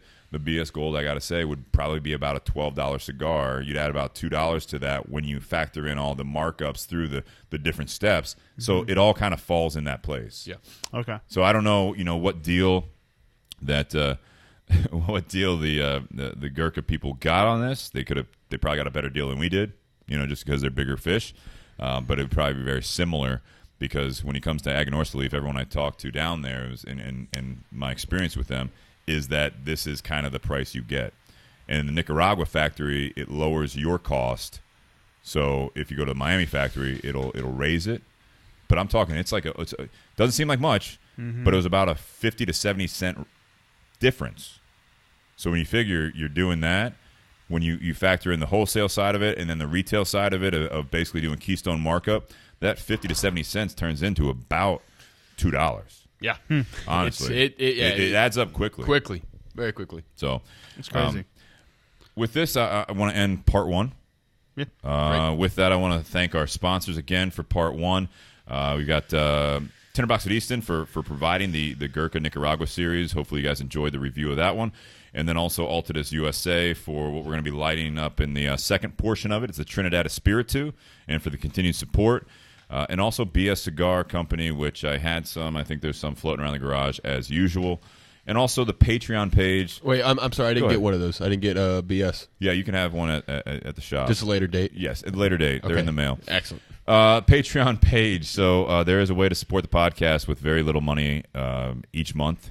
We've had some people like Avi who donated a laptop, which is amazing. We had Spencer donate equipment fantastic. like the microphones we're using, but something that, again, we'll be getting some more swag out there for the new year, and that's where we want to see. That's one of my goals for 2020 is to get some merchandise out into the market for those of you that enjoy the podcast, T-shirts, maybe hats, whatever it might be, glasses, things like that. And even if you join now, you will still get... You'll get a welcome package. Yeah, you'll still get a welcome package. Yeah. You know, it's amazing to me. You know, you guys been doing this for about almost 2 years, coming Almost up on 2 2 years, years. yeah. You know, 100 episodes, and the amount of love that people show you within the community and support of this podcast. It's absolutely astonishing to me how many people, like, you know, just like, for example, Avi donating that laptop. It's amazing. And oh, by the way, there's something else coming to the podcast that you guys don't know about that I actually do know about. That's bullshit. First, no, I'm not going to leak anything though. But it's just, to me, it's just so cool to show, you know, to see the support that everyone's shown in the past 2 years. It's amazing. So, you know, I'm not a part of this podcast. It's a privilege to be back on, but you know, the continued support for these guys, it's absolutely amazing. No, and I appreciate your support also. Yeah, of course. With the Patreon, I want to finish that. It's patreon.com/Bourbon and BS podcast, and the default is $5. You can give less, you can give more, and again, we'll be working on tiers coming up here as well for the upcoming year. Don't forget the 15% off. 15% off Gurkha Nicaragua series, any size that we carry at Tinderbox. If you guys aren't local and you can't stop by the shop and buy one for that or a handful, if you guys want us to ship it, just contact us through the podcast. Contact me. You can call the shop or tweet me because I do the shipping. Just tweet me. Tweet Ryan. he's our mail guy. I am the mail guy. Appreciate that. But yeah, so we'll do a 5-pack at the minimum. So if you guys are interested, we'll do that 15% off. Again, limited run. You're not going to find these as far as I know online. But if your local brick and mortar does not carry it, you want to try this based on the review tonight, definitely get a hold of us and we'll get it out to you. Absolutely. No problem. We go to the post office about once a week, so it's not like we're not that fancy. That's Amazon 2-day shipping. Not going to happen. But we'll get it to you within a week or so. Yeah, so, when we can. Thank you guys very much. Part one. Stay tuned. If you're on Facebook Live or if you're on the audio, check out 100.2. But if you're on Facebook Live, stay tuned. We're going to take a quick break. And Nate usually has a question. If you guys have any questions for us on the Facebook audience, please feel free to ask them now while we're at the break. Guys, thank you very much. Ryan, thank you for being here. Thanks for the bottle. Thanks for having me. This is amazing. Fantastic. And Dustin, are you pouring so you can cheers? You never cheers with well, first off, we never cheers to begin with. So is it too late? We'll do it here. Cool. All right. Guys, cheers. Happy Whiskey Wednesday. Happy New Year to everyone. Happy New Year. Absolutely. A part of this episode 100.1, part 1. Stay tuned for part 2. All right. Very good. I feel like every episode Yeah. feels like a radio station. That's right. Now it's time for some smooth jazz coming up here on the hour. Nate, we're gonna go to Natalie. vocals by Nate. If we can go to Natalie for the weather. Natalie, go ahead with the weather, and then we got Nate with the traffic. It's cold. It's cold out there. It's cold. All right, I'm going to do a share here. Nate, you got any questions for us? Anyone got any questions for us? I got one. Go ahead. So for Right. for the rest of the panel, because I obviously don't know. Are we a panel now? But Yes. well, yeah. Has AJ Fernandez done any blends with Aganorsa Leaf? No, because he's the other side of it. He grows. He's a manufacturer. Okay. They're competitors. Yeah. Okay. Yeah. I wasn't sure if he grew That and would be everything cool. as well. But That would be cool but- if AJ did have his hands on Aganorsa and they collaborated, but that won't happen anytime soon. I don't think. Right. That's Not just likely. something I was just thinking. No. Can you imagine a AJ? He's got his own Aganorsa. tobacco. He's not buying tobacco from these big boys. You know what I mean? Right. And I don't think he could if he He wanted could, to, right? but I mean, that he could, but- 85%, you could. Yeah, but he's not going to be working hand in hand as far as blending a cigar with Exactly, yeah. Sure. I think AJ does well enough using his own He does all right. tobacco. Oh, absolutely. That That's all right. he doesn't need to work. He doesn't need to work with it. Now, on the flip side, AJ's fantastic. you may have Aganorsa approach AJ and be like, "Hey, we want you to make a cigar for us with your tobacco instead." But since they both, I don't see that happening either. no, I don't either, because they're both in Nicaragua. They both grow their own. They both have their own Hombre. factory and manufacturing. So, I mean, they're, like you said, they're competitors in the fact that they grow and sell their own stuff and make stuff for other people. Yeah. So it'd be a very difficult collaboration to see, I think. I don't think it'd be a charity, but I think it'd be a hell of a product. Good job. If they teamed up for a charity, I got you. I thought you meant they're going to give him work as a charity. I got you. No, it'd be two powerhouses coming together. I agree with you completely. That'd be cool.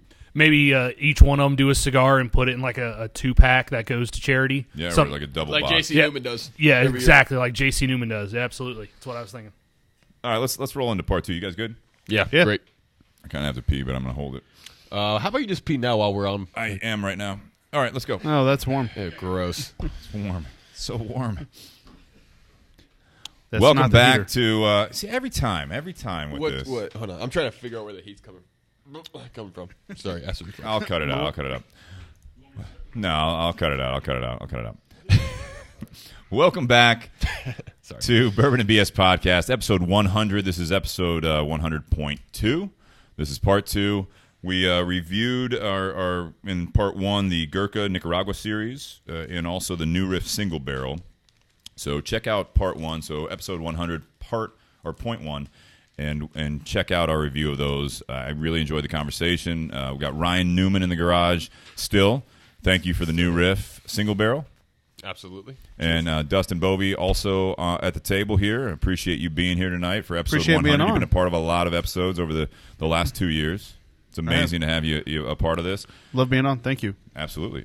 Nate Hale is behind the mic tonight. He's doing the producer role full blow here. He's got the computer going. He's got the mixer board and everything else. He's also monitoring the Facebook Live feed. So if you guys are listening to this on the audio, we do Facebook Live every Wednesday night, typically, unless there's a holiday. And there's a chance to be a part of the conversation. Also, Bourbon and BS community page on Facebook. If you guys want to continue the conversation, we're over 600 members now in a matter of 2 months, which is amazing. Fantastic. I've really enjoyed the Super continuing awesome. conversation, getting to know people further, seeing the interaction between different people, a part of the community. Yeah. It's just it's awesome. I want to thank our sponsors for this episode 100.2. Again, Tinderbox at Easton for the Nicaragua series. We got the Altadis USA, who is providing our cigar for part 2, the Trinidad Espiritu, which is a very old name. But it's using AJ Fernandez tobacco. We just talked about that in the break. AJ Fernandez tobacco and his manufacturing process for that. It's a killer cigar. I'm looking forward to smoking that as well. And then also BS Cigar Company for the continued support, which I always appreciate everyone's support on that.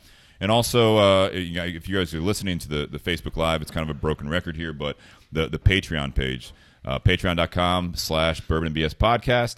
This is a way for you guys to help continue to support us for being, kind of a self-sufficient podcast. We've been doing this now, episode 100, almost 2 years, and it's cost a bit of money and thankfully for gifts like the new Riff. Dustin, when you've been on, you've donated bottles as well. We've got cigars covered from 2 sponsors. Bobby was on last week, brought something all the way back from Japan. it's just nice to have that support. But if you guys want to do it from afar and you want to also hopefully here in the next month or so we can iron out some details as thank you packages for anyone doing the tiers. Not you, Bobby. I'm not going to thank you. No, you'll get a T-shirt or something. But no, there's an opportunity out there for you guys to do that. It's a default of $5, but you guys can do whatever you guys want, less or more. We've had it kind of all over the board so far, and we appreciate that. Definitely helps me out. Kind of keeps me in the good graces, I think, of my girlfriend for not spending more and more money on this podcast that we do every week. So it helps me out with that. So that's nice. I don't want to make her mad. So tonight we're going to be talking about the new year. So I've been looking at a lot of these podcasts out there for cigars, for whiskeys and stuff like that. There's the whole top list, right? You got the top list. This is the top list of, top cigar, top bourbon. You do like the top 10 or whatever it is. Then you talk about New Year's resolutions. The topic tonight is responsibility of a new year. And for me, when I look at this, and I was talking to Ryan a bit about this today because I wanted to see what his level of sharing would be. And I'm not going to just zero in on him, but he's got. So you're 25, almost 26. Almost 26. So you're 25. Yep.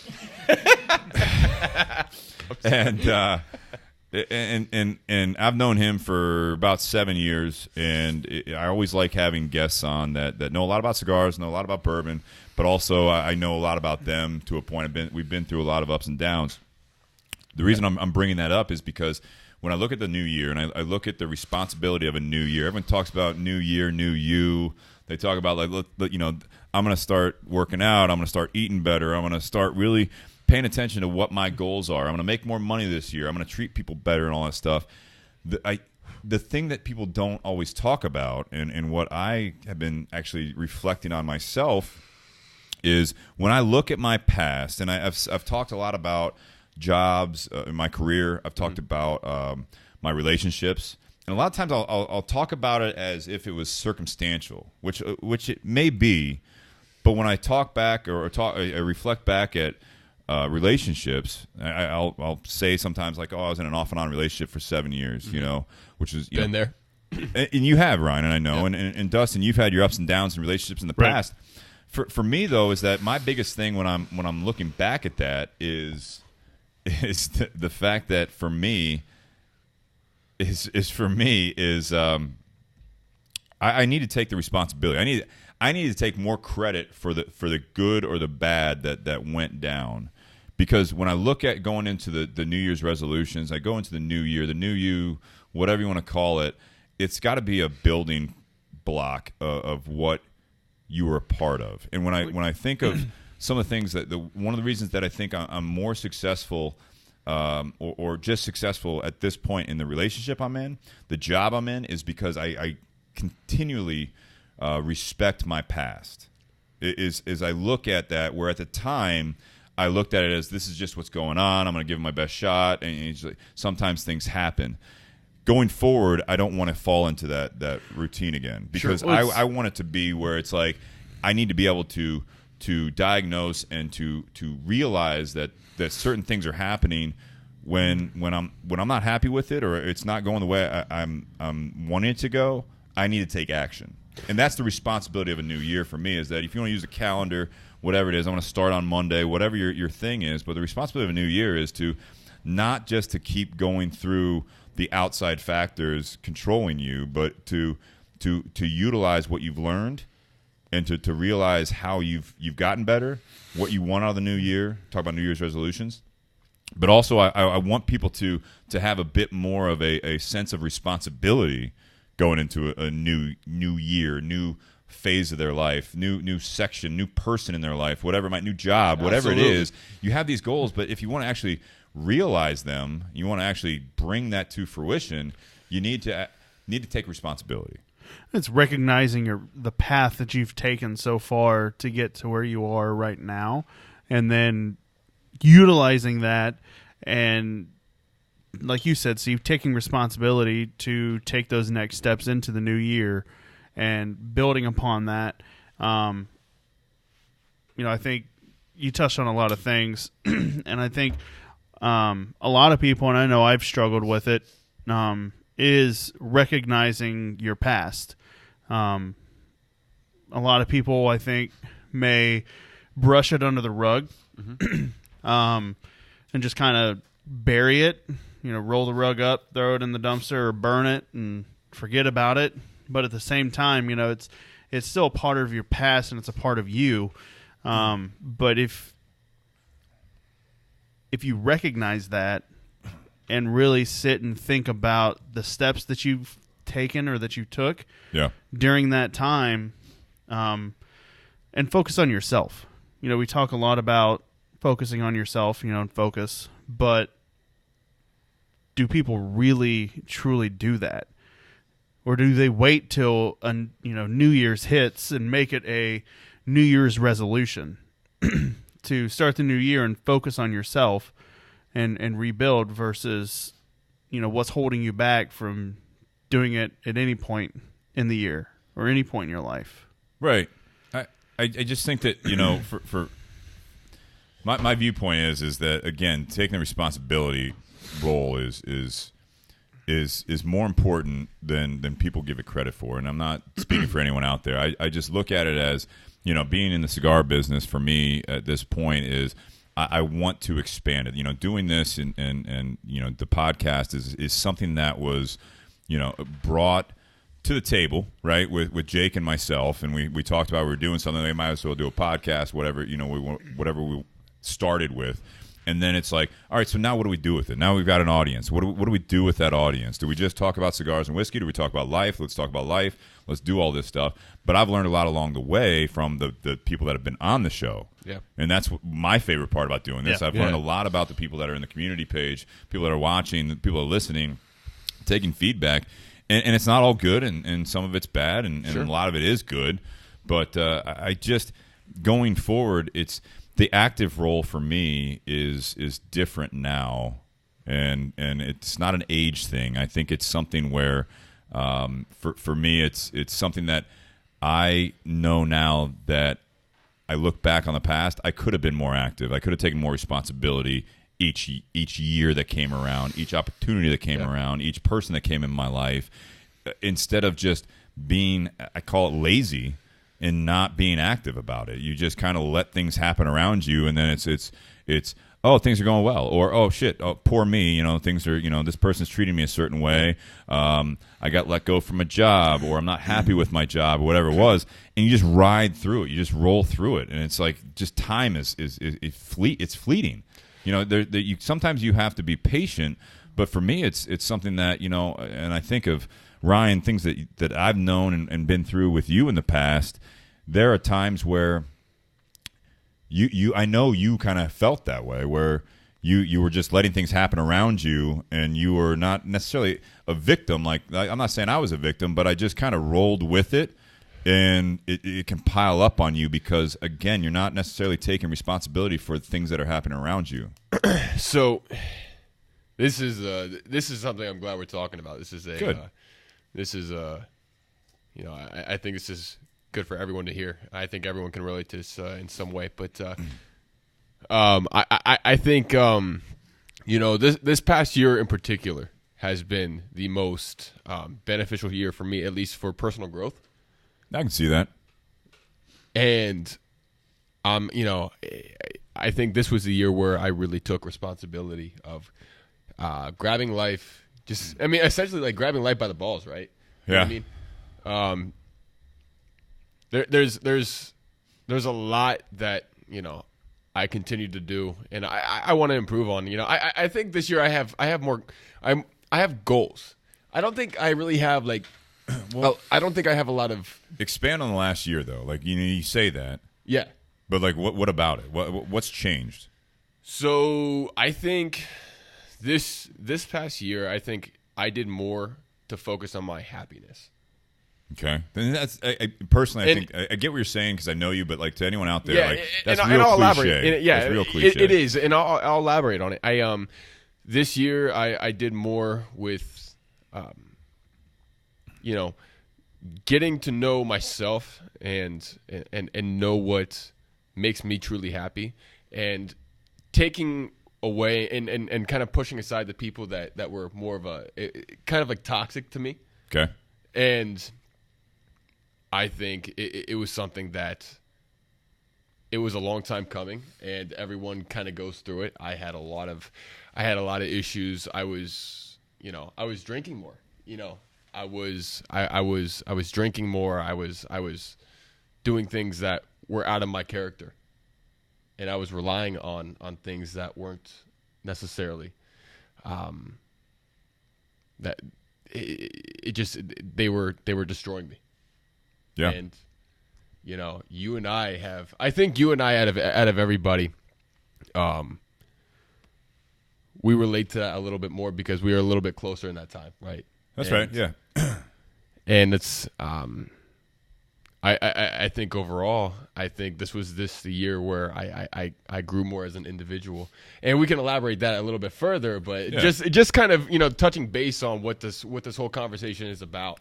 I had to take the time to find people that supported me and wanted me to succeed in the way I wanted to go about it. Right. Right. And I think that was the one thing that I was lacking in my life. And I just took risks, and some worked out, some didn't. But overall, I think I learned more about myself and where I want to be in the next 5, 10, 20 years. Yeah. And planning, right? So I think that's big, taking responsibility of my life, but not only my life right now, but my life in the future. Right. And so, and we talked about this briefly. Like, I don't want to get anywhere that you're not comfortable with. Sure. One of the reasons that I framed the topic the way I did with you as the guest, and Dustin, feel free anytime you want to chime in, from your perspective.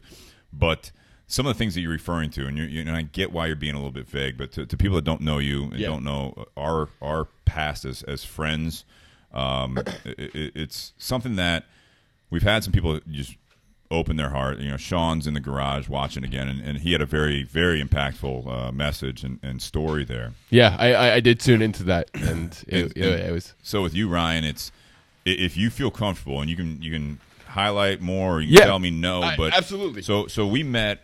So Ryan's 25. His birthday's coming up in this month, January 17th. So if you guys want to send gifts or buy him something, go ahead. But thank you. Buy him cigars. But it's something that we met when you were 18. Yeah, and actually a little younger, but yes, you're right. Yes, 17, 18 years old, and then you got hired on at the Tinderbox, and in that time, and I'll just give a synopsis here, kind of a summary. You worked for the Tinderbox, and you got in the cigar industry. Then you parted ways. You got into the traveling salesperson role as a broker at first. Sure, didn't pan out. Came back to the Tinderbox.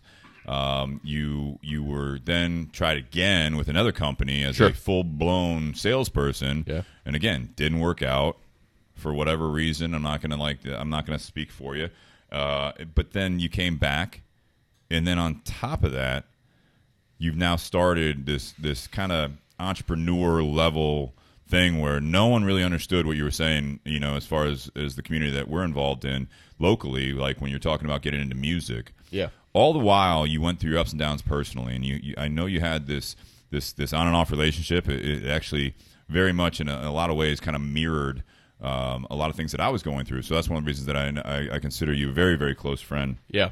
And always will. But there were times where, and feel free if you want to get into some of the details. Sure, absolutely. But you absolutely dove down when you're highlighting this stuff about drinking too much. Like that wasn't even the main factor of it. Is that drinking too much. You went through some phases when from 17, 18 years old to now. Yeah. And I've seen this just absolute light bulb turn on, and almost a 180. Yeah.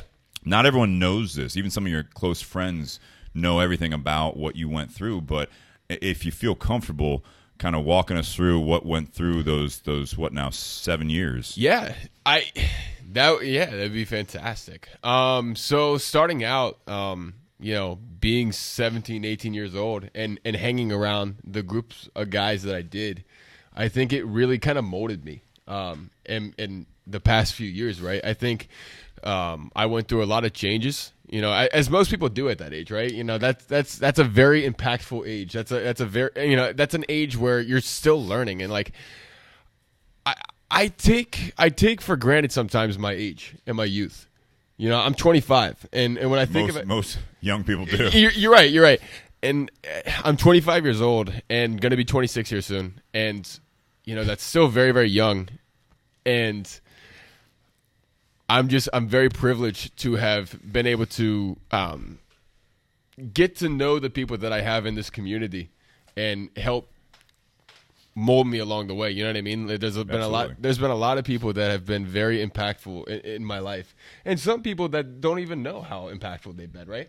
That's typical. Yeah, absolutely. It really is. So I'm very, very thankful, and you know, this is a great place to really kind of get that out there, because a lot of people from the community, you know, tune in, and it's good for everyone to hear. But I'm very thankful that from 17, 18, 19 years old, you know, going through these changes and being able to work alongside, you know, who are now my best friends.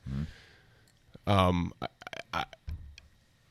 think it's been a very interesting ride. And when I started off as a traveling sales broker, we'll touch into that. I was working with a company that I was a fan of, and we were a fan of at the shop for a very long time. Yeah. I started off with Ernesto, and Ernesto was my favorite company, Ernesto Padilla. For those who don't know, they still make cigars, and they make fantastic cigars, some of the best cigars in the business. We actually don't carry them in the shop currently. No, we've gone through a couple different, you know, ups and downs as well, and he's changed his business practice.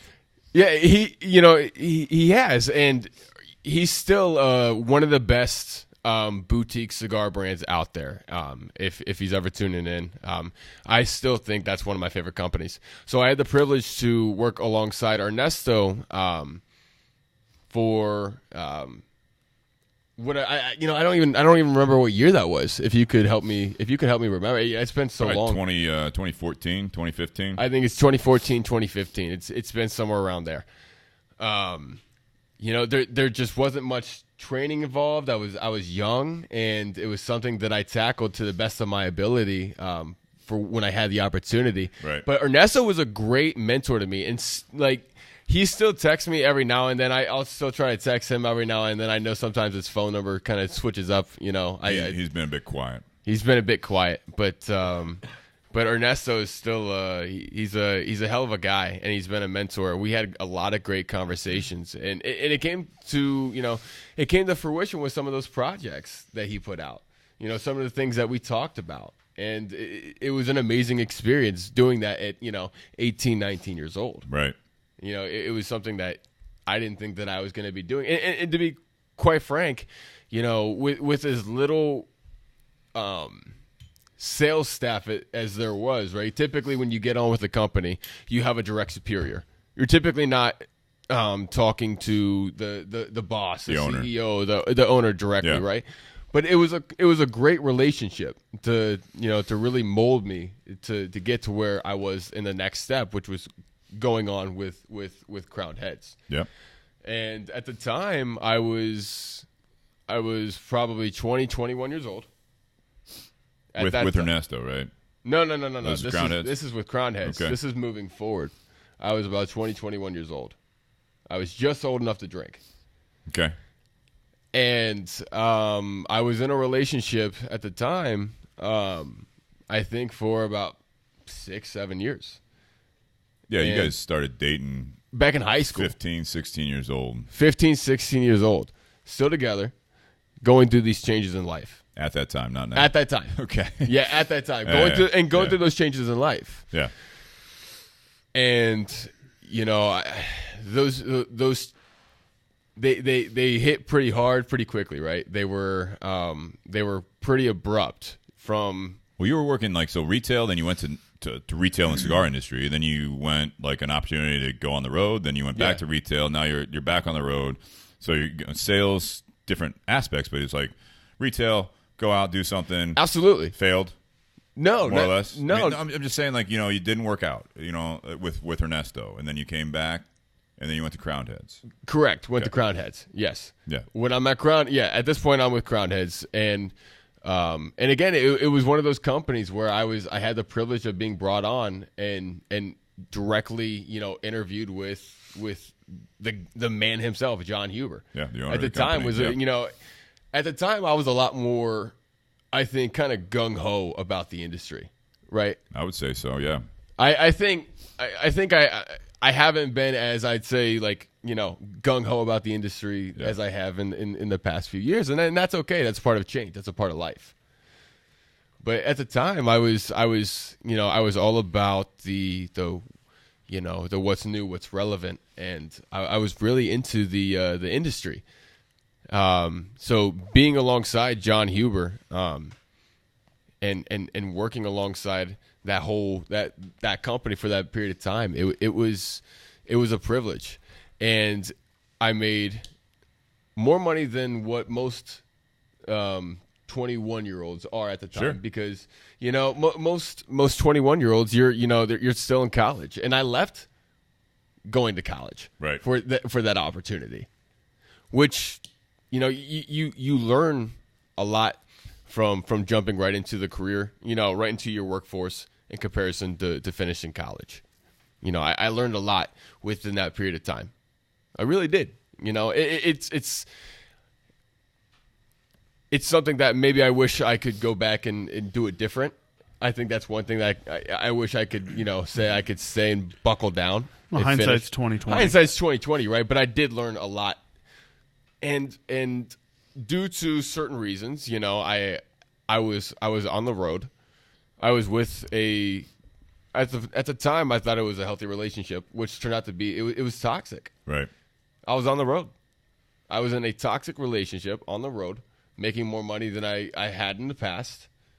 Making money and not knowing how to handle life.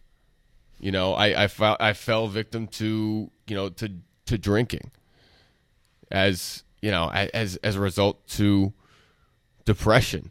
I think everyone goes through that a little bit, right? Ups and downs. Everyone goes through ups and downs in their lives. Call it depression, call it just a low. Everyone has a low point in their life. Whether it's depression or not, everyone has a low point in their life. Yeah. Everyone does. Everyone can relate to it. So where did it lead you? It led me to alcohol and drugs and and being in a toxic relationship that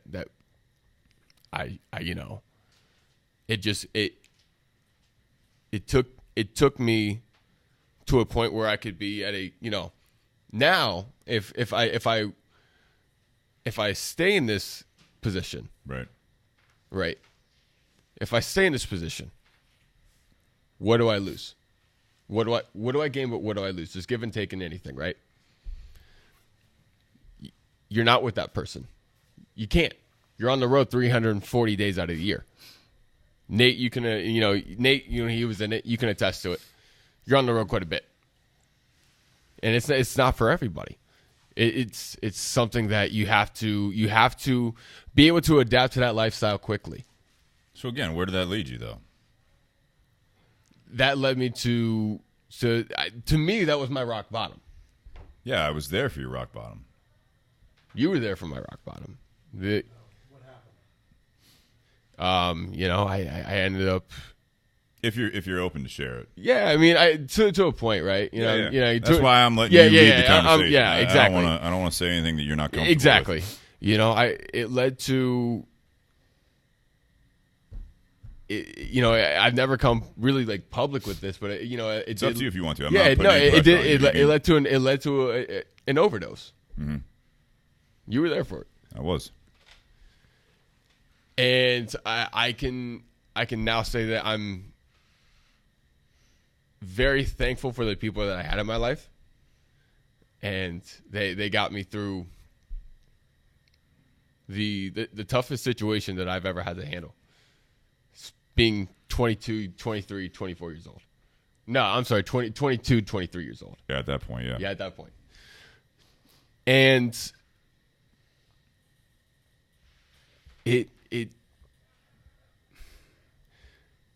it was more than I could handle at 22 or 23, and I ended up, falling victim to, the drugs and alcohol. Right. It's more than absolutely. That happens at any age, yeah. I mean, So how'd you bounce back? Because I appreciate you sharing that. I mean, I'm sorry, and that's tough for me. Like I'm struggling to come up with the words for it because I've never come public with this. You know what I mean? Yeah. Some people know within the community, right? The people that need to know had to know. So, how did you recover from that? Like, how did you, that's kind of what I'm saying. It's interesting to anyone out there listening. So anyone out there listening, it's like they hear this 25-year-old talking about a lot of these things, and sometimes people like just tune out because like they're just like, all right, what does he know about anything? And that's why I was, again, not trying to pry, but I kind of want to like. You have some experiences that when we talk about the topic tonight of responsibility of a new year. Yeah. I look back at that experience, and I appreciate you sharing that because this is kind of what I wanted to, with you as the guest especially, and Dustin, I mean, again, absolutely. I want to have you share some as well, or at least respond to this. But right.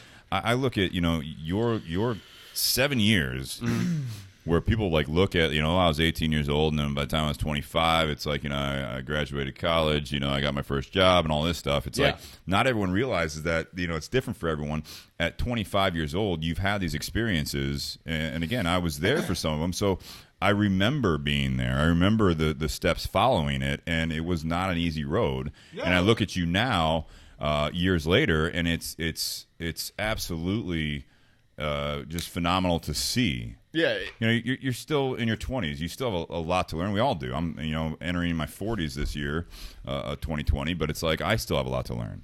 Yeah, like, of course. How did you take this point in your life and respond to it? So I mean, you're gonna do. You have two options, right? You can either find a way to adapt, or you can let it just beat you. You can just call it quits and fall victim to excuses. And not take responsibility. You know what I mean? And you just got to figure out how to do the better of the two options. And for me, I had to get back to my roots. I had to get back to what I knew, who I trusted, and do the best that I could with the opportunity that I had. So that's when I really relied on people like you, people like Brian. Brian Joyce. Brian Joyce that owns a tinderbox. Yeah. He's the boss. He's the boss, but Brian is probably, he knows this, but one of the most impactful people in my life. Right. You too, but Brian especially. Right. Yeah. So what did you do? How did you bounce back? How do you take responsibility of that type of thing? So at the time, I saved up a good amount of money from working with, these two different companies. You're financially savvy, right? My goal was to get back with Brian as best as I could and get back into what I knew, and it was to help really just get serious back into the business. Cigar business. Yeah. And it was to really help grow the brand and to get bigger every year. And, Brian's been there for 20 years and Steve's been there for, 8-9 years now? Yeah. I've been there for 6, 7. Long time. Yeah. Yeah, 7 years. Long time. So that was something that I figured that, if I'm going to get healthy, if I'm going to get serious, if I'm going to start learning from people that, I looked up to before everything went bad, let's get back into it. Let's get serious again. So that's what I did. I decided to, Brian gave me a pretty, not to talk about specifics, right? But Brian gave me more of a little bit, a bigger role in the shop. That's right. And I really capitalized on it, and you had motivation. I mean, it was one I of those had- things, yeah, like, I if just- you're I had gonna motiv- get clean, if you're gonna recover from something like that, you have people. You were fortunate to have people that a lot of people I don't think realize that they have in their lives, and You're right. it was kind of thrown in your face. Yeah, absolutely. It was. He and I came and visited you, and it's like, yeah, we're gonna just smother you with support, and you can be pissed off, Absolutely. or you can respond in a good way. Yeah, absolutely. The support that I got from Brian and Steve, And family and friends. and family and friends during the rock bottom, during the crisis, during any sort of drug or alcohol related issues where I was really, really struggling. I had that support. I had that support. Not that's more than what most people can say. You know what I mean? Like Yeah. when you really, really just kind of look at the basic underlying principle, that's more than what most people can say. Right. I'm very thankful. Yeah, and I think that's where I decided that if I'm going to get more serious, I've got the right people around me to help me do it. So let's put our head down. Let's just get to it. Well, I'll give you the credit that you at that point, and again, I'm listening to the details that you're offering because I don't want to offer any more. But I saw someone, in that instance that, and therefore after, Yeah. is that it took support. But more importantly, and that's again with the topic that we have tonight, is that I think that it takes that you own up to it. Yeah. And I when that part of your life first happened, that was your biggest struggle. And I've been in a similar situation, not with the things that you're talking about, but just taking responsibility of the things that are happening. And it did take for you, I know, and it's taken some of us that rock bottom experience. Right. And I think for you it was really obviously tough at the time, being someone of your support system, and to see someone as good as you to struggle like that.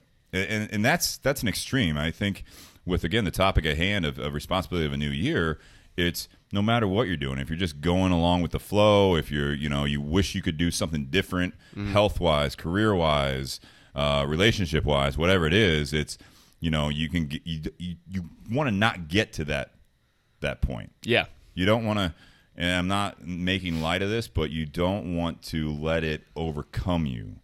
Absolutely. To you, and I appreciate you sharing it. I mean, absolutely. It got to the point where you were, you called it you OD'd.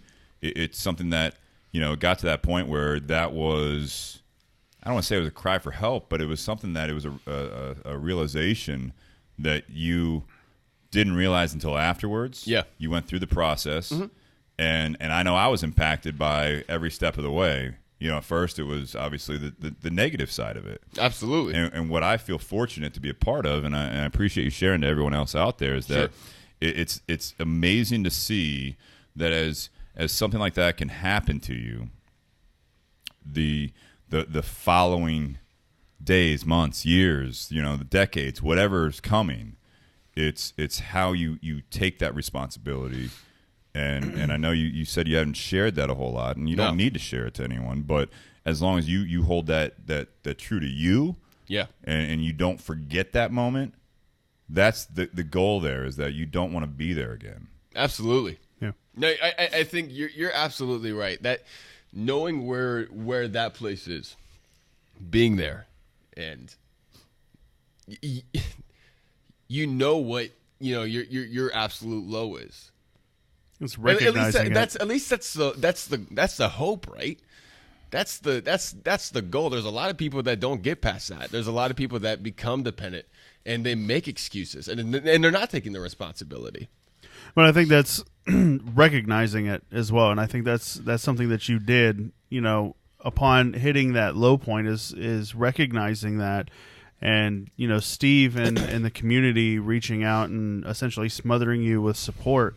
It was something that you had that turning point. You hit your bottom. Yes. And you had that support system, or that as Josh Bentley said, your board of directors. Those people that they reached back out to you rather than, you reaching out to them. And Yes. that, I think, in and of itself speaks hugely on, a support system all in all. We talk constantly about focusing on yourself, but sometimes you lose focus and you spiral down and spiral to that low or that rock bottom. Yeah. And you need that support system to help you recognize that responsibility and take those steps towards your better future. And I think you did that. And I think that speaks volumes of you and your character and your mental capacity to take those steps in the right direction. Yeah. So, I applaud you for that. And, not to gear off of that or anything, but, I remember going into the shop when I used to live in Columbus, and that's where I met, Steve for the very first time. And, I went in to buy some Monte Cristo whites for my brother's wedding. Right, yeah, absolutely. And I had no idea what the hell I was looking for. Sure. And Steve was there, and I think you were there as well, Ryan. And Yeah. I remember you, and you were always one of the sharpest dressed people in the shop. And at the time. at the time, I have slacked off a little bit. you still come in every once in a while. I'll tell you what, though, like, being younger and being on the road, you had to compensate. Yeah, yeah. You did have to compensate a little bit. You did have to dress a little bit more. And I'll admit, professional. looking back on it now, at that time frame of when I came into the shop, I had absolutely zero idea that you were 18, 19 years old. Not even the slightest of fucking clues. Really? I had no idea. And, See, I get that. I get the opposite. People typically thought I was younger because I just looked younger. At You know the what I mean? time, yeah. I did. I just looked younger. yeah. But Now you've aged about 10 years and 5. Highway miles. Highway miles. All right, that's good. Highway miles. But, kind of shift gears, and I know, Steve, you wanted me to kind of touch on, my story a little bit. Yeah. I moved back to Columbus after college and was working, moved my way up, got promoted to, an assistant department head, and then, ran my own department and stopped in at the shop and, bought some cigars and really loved the atmosphere of it. And you then started, dating a girl that, I knew from college, and then ended up moving to Richmond, Indiana, because she had gotten a job there. And so I moved out there to be with her. And it's kind of funny because my cigar love began with her bringing back a box of what she was told was Cubans from the Dominican Republic when she went on vacation with her mom. Yeah. So, as soon as she brought those back, I, dove, head first into the world of cigars and wanted to know anything and everything that I could. And it's funny because I used to go to the humidor at Jungle Gems, and I met, Lee, who ran the humidor there, which I think you know him when you worked at Crown Heads. And it was funny because I remember walking into the humidor, and you were in there at the time. Quite possibly. Yeah. And I walked in, and I kind of glanced, and I was like, he looks so goddamn familiar, but I have no idea where. Yeah. And then fast forward to coming back into the shop and seeing you in there, and then it put two and two together, and it was just crazy how things kind of came full circle in a sense. Yeah, so it's typically that's where like a lot of people have seen me at Jungle Gyms. You know what I mean? That was one of my favorite places. I love Cincinnati. It's Cincinnati such a was great Cincinnati store. was one of my favorite cities during my times of my travels. Absolutely. So, Dustin, what about that time in your life? Because I know what I know about you. So exactly, and I'm one of those that I try to do everything in my power to give the person that I'm with the most happiness. Sure, yeah, as one would. And I remember, the girl I was with at the time, she asked me at one point, what truly makes you happy?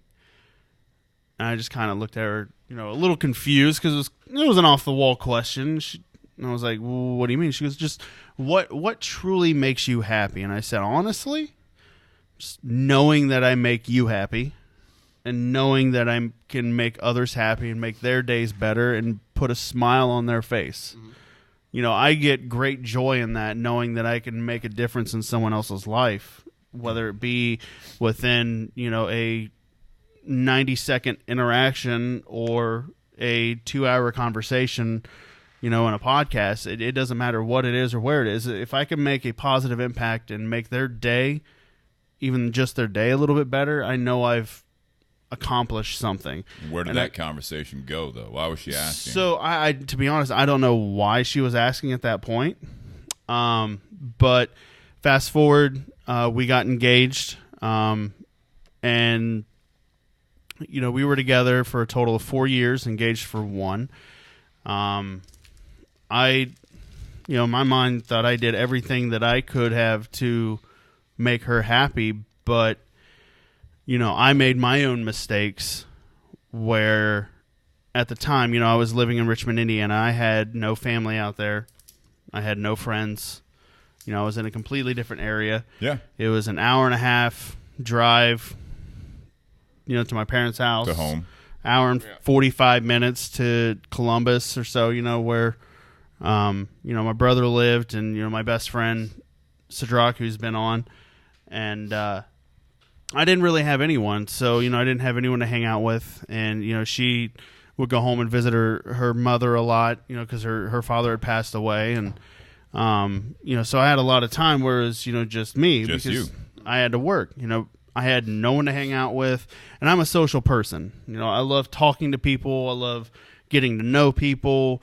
It's just I'm an outgoing kind of person, and I've learned that over the years. And so I was helping at another store in downtown Indianapolis, and I was speaking to some of the other managers at the time, and one of them had mentioned, there's an app where you can meet new people.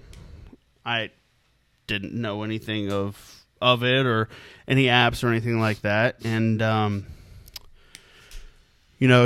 said, well, what is it? Because I'd love to, make some new friends. I love this story. So come to find out, it was Tinder, which obviously, yes, it was Tinder. It was Tinder. I thought you said tender. No, Tinder. So, okay. And at the time, I had absolutely zero idea of what it is, God or bless what it you. was. God bless you, man. And, being someone who is in a relationship, I'm not going to go look for a dating site or dating app or anything like that. I have no reason to. But you were, because weren't you on Tinder? I was. I had zero idea what it was. So, in my mistake, I didn't read any of the details or anything like that. Right. Okay. And so, I just, did the Tinder thing and, started chatting with some people to get, make some new friends. And, the person that I was speaking with, which, happened to be a female, the conversation was simply platonic. There was nothing in regards to flirting in my mind or, what was said. Oh. It backfired, obviously. Yeah, probably. Yeah. Okay, so you're on. I'm not laughing at the story. No, It's you're just on. You're on Tinder reaction now. talking That's what I something like about this stuff. plutonic. You look What back the? now and you're like, What? Jesus. Right. So obviously, No, that you have that response now. You look back and you're like, what the fuck? right. Right. And so having found out what it was, I immediately deleted it, removed it, everything you can possibly imagine, because I wanted nothing to do with it. And so, the girl I was with, confronted me on this, and I was openly honest with her about everything. Right. And that was not good enough. So when she came back, we had conversations, and I straight up, was completely honest about everything. And, when she came back with an entire moving crew. She came up and I wanted to have, an adult conversation about it. She didn't want anything to do with it. And essentially threw back that I was toxic. I was a financial pit. A separate issue there. Constantly, two different issues. I constantly lied. She had zero trust, and that was it. So how did you respond to that? Like, so I mean, obviously, anyone listening to this, you hear a guy that's engaged is on Tinder. We all obviously have our viewpoint, right? Right. And I love this story because, again, when I say God bless you, I'm not like talking down or anything else. It's just the level of, because I know you well enough now that I remember when I first heard this story, I was just like, this dude's lying to me.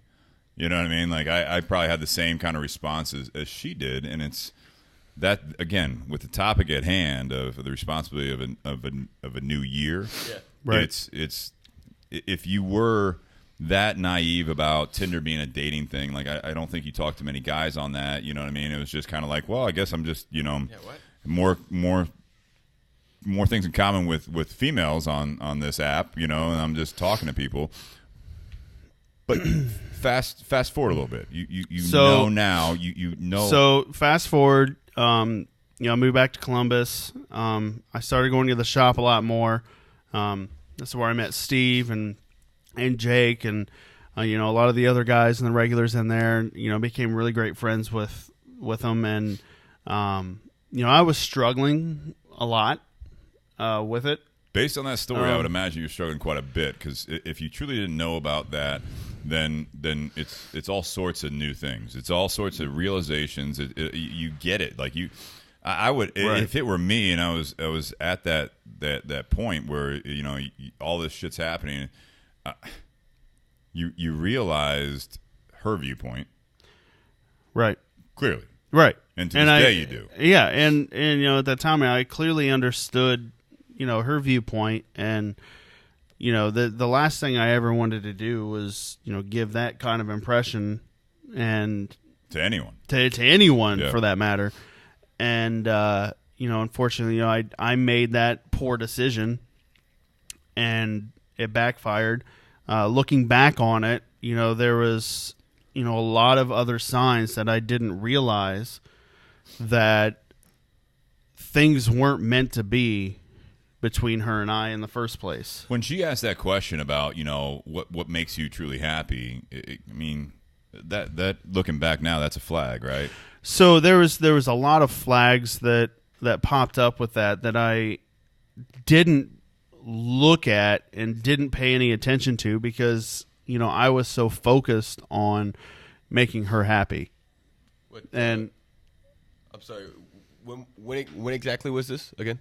This was post, This was before we knew Dustin. Yeah, okay. so We're going back, just to clarify, 6 years here. ago? Okay. 5? 2, 4?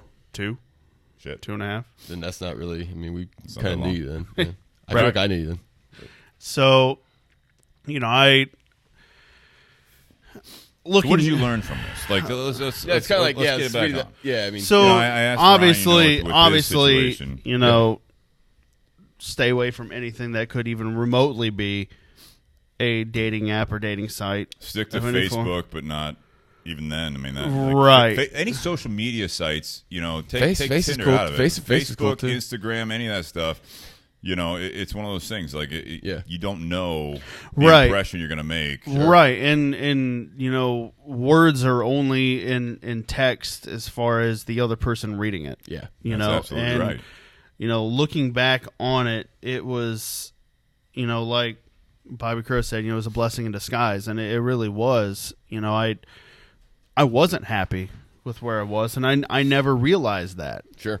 And so I made a mistake, and to say it was a mistake is an understatement. But I learned from that, and Sure. I had my own struggles when I moved back, and it affected myself personally, and it affected myself in my career as well. All of it. I was struggling It's your entire life. across the board, and because I didn't understand, aside from the fact that I made a mistake, I didn't understand what else did I do wrong when in all actuality it was, it just never was meant to be. It was never the right thing. And there was other red flags that popped up that I just disregarded. And so fast forward, now and and now I know, and obviously I knew well before now. And fast forward, I go to the shop a lot more. I start coming to podcasts since episode 2, and right. Been a part of it since then, and I've loved every second of it. And I was sitting in the shop on a Tuesday and watching the Blue Jackets playoff game, and a girl that I knew from college posted a picture of her and her daughter at the Jackets playoff game, and I happened to coincidentally be watching the same playoff game that night, and something made me send her a message, and ever since that day, your interest is that something. Yeah, that my interest was that. So this is the time where you need to be like, and I will advise everyone to listen back to when Dustin's been on, because this story is amazing, and you've shared it before, and then from here on out it turns into a fairy tale. And I'm not trying to minimize this, but you showed interest. You took action. At the time I wasn't necessarily looking for someone, but it was someone I hadn't talked to in a while, and so I shot her a message. You say that. I say that there was interest. You can't beat around that bush. Let's put it into different gear here, right? Much like with Ryan, hitting his rock bottom. I'll find some parallels in both the stories where it's like you start taking action, you start taking responsibility for your actions. You start just in general, you start being more active. And that's the whole part of it, is that you took responsibility for it. You learned from it. Whatever your reasons were for being on Tinder, for whatever your reasons were, Ryan, for turning to basically an escape, right? And I'm not saying these are absolutely the same situations. Like they're both serious in different regards. Sure. But I'll say this, is that what I've seen from both of you from there, you hit these. I mean, like, to you, Dustin, at this point in your life, that was probably your rock bottom. Yeah. Absolutely. And it wasn't intentional. No. Much like you, Ryan, not intentional. Correct. But what I like about both the stories is the fact that you guys you started being more active in life. Exactly. You started not only taking your own interests in mind. Mm-hmm. Dustin, I hear you say that, where it's like, what makes you happy? Making you happy. It's like, well, hang on a second. Like, what makes you happy? It's like with you, Ryan. What made you happy at that point? So nothing. Like, whatever could escape you from that moment. Exactly. At the time, it's there's no happiness. And you said that, Dustin, is that you realize now that you weren't happy at that time.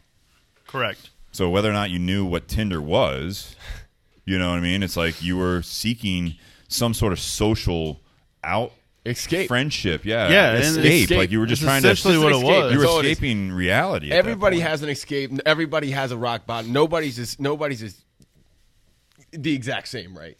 Some people have similar stories. Nobody's story is the exact same. Everybody has different. That's right. So, and that's the tie together. Like that's the parallel between the two, right? I mean, that's what I'm seeing. Yeah, I agree completely. And I don't know about you, Steve, but around the same time, I think, when was this? When you and I, when we had that heart to heart, when we had that, wasn't this garage? It was the old garage. It was the old garage. If you remember, old studio, missed that place, but upgrade. What year was that? Was that 2015, 16? I'd say a couple years ago. Yeah, go on. You had. You were in a place where you were also going through a similar, and it was around the same time. Yeah. So for me, it's to elaborate on that. Yeah. So and I've shared a bit about it, and that's actually what kind of brought this topic up. Going into the new year, with me, again, I've been through. If you listen back to any podcast, and I'm not going to necessarily, repeat the story of it, but it's like I was married and divorced. I had a career in a previous industry, and I was along for the ride. Basically, is my attitude in life, and that's my whole thing. That's your guys' stories, right? That's why I like having both of you guys on. And Ryan, when you are able to make the podcast, that's my side of it is that I was in this up and down relationship post divorce, and I went through, lost a job, and I started in the cigar industry, and it's like anyone that knows you from the outside is looking at you and saying like you deserve better than this. Like who is like this doesn't add up, right? And that's where I look at like with Dustin that it's the same thing. When I look back at him, knowing him now, it's like, are you serious? You didn't realize this? Yeah, and with you, going the same back, thing. I had the thing. It's like you had a lot of things going on. You got like you talk about the good support system you had. So it's like you look at someone that you know, to whatever extent it is, and people I know they looked at me and it was like you got a lot of things going for you. So why can't you get to that point where it's like you realize that this part of your life is toxic, that this is not good for you. You can't get it together at the time. Yeah, and you rationalize it because that's my side of it. You rationalize it. You rationalize it because you think you rationalize it for the way that you want to see it at the time. Well, what your goals are at that point. Nate, you've been holding on to this question for a while. Yeah, and it's something that Ryan said that made me think of this question, but I think it applies to anyone on the panel. But you were talking about when you went on the road and some of the struggles following that decision. Yeah. Aside from the drugs and alcohol, aside from that, did being on the road create new problems in your personal life and relationship, or did it merely highlight the problems that already existed? And how did you grow beyond that and take responsibility and handle those? No, that's a great question. That's a great question. I think it really just amplified the problems that were already in existence.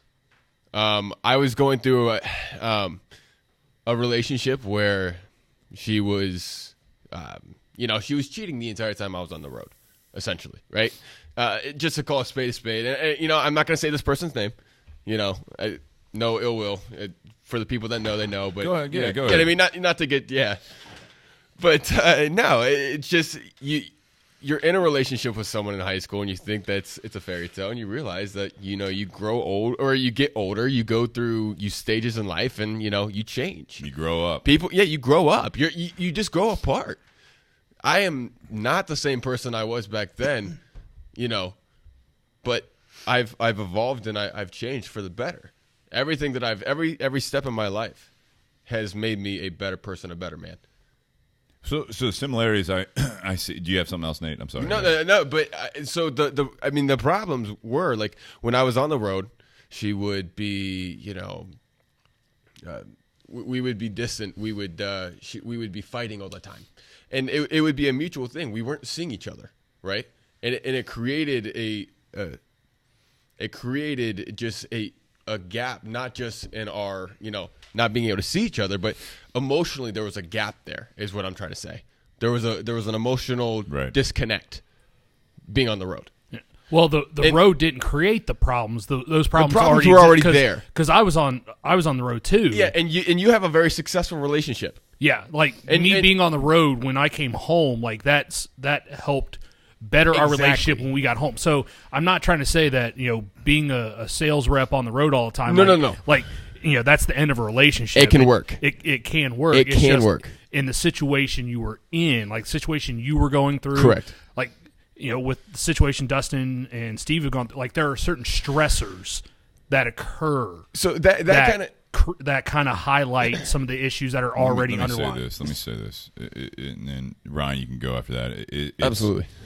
Like with Nate, what you're talking about is so the similarities here, and I didn't dive into this part of it, but again, going back to the point of why I like, everyone talks about like the new year and like moving forward, so, and Bobby says it's about being secure.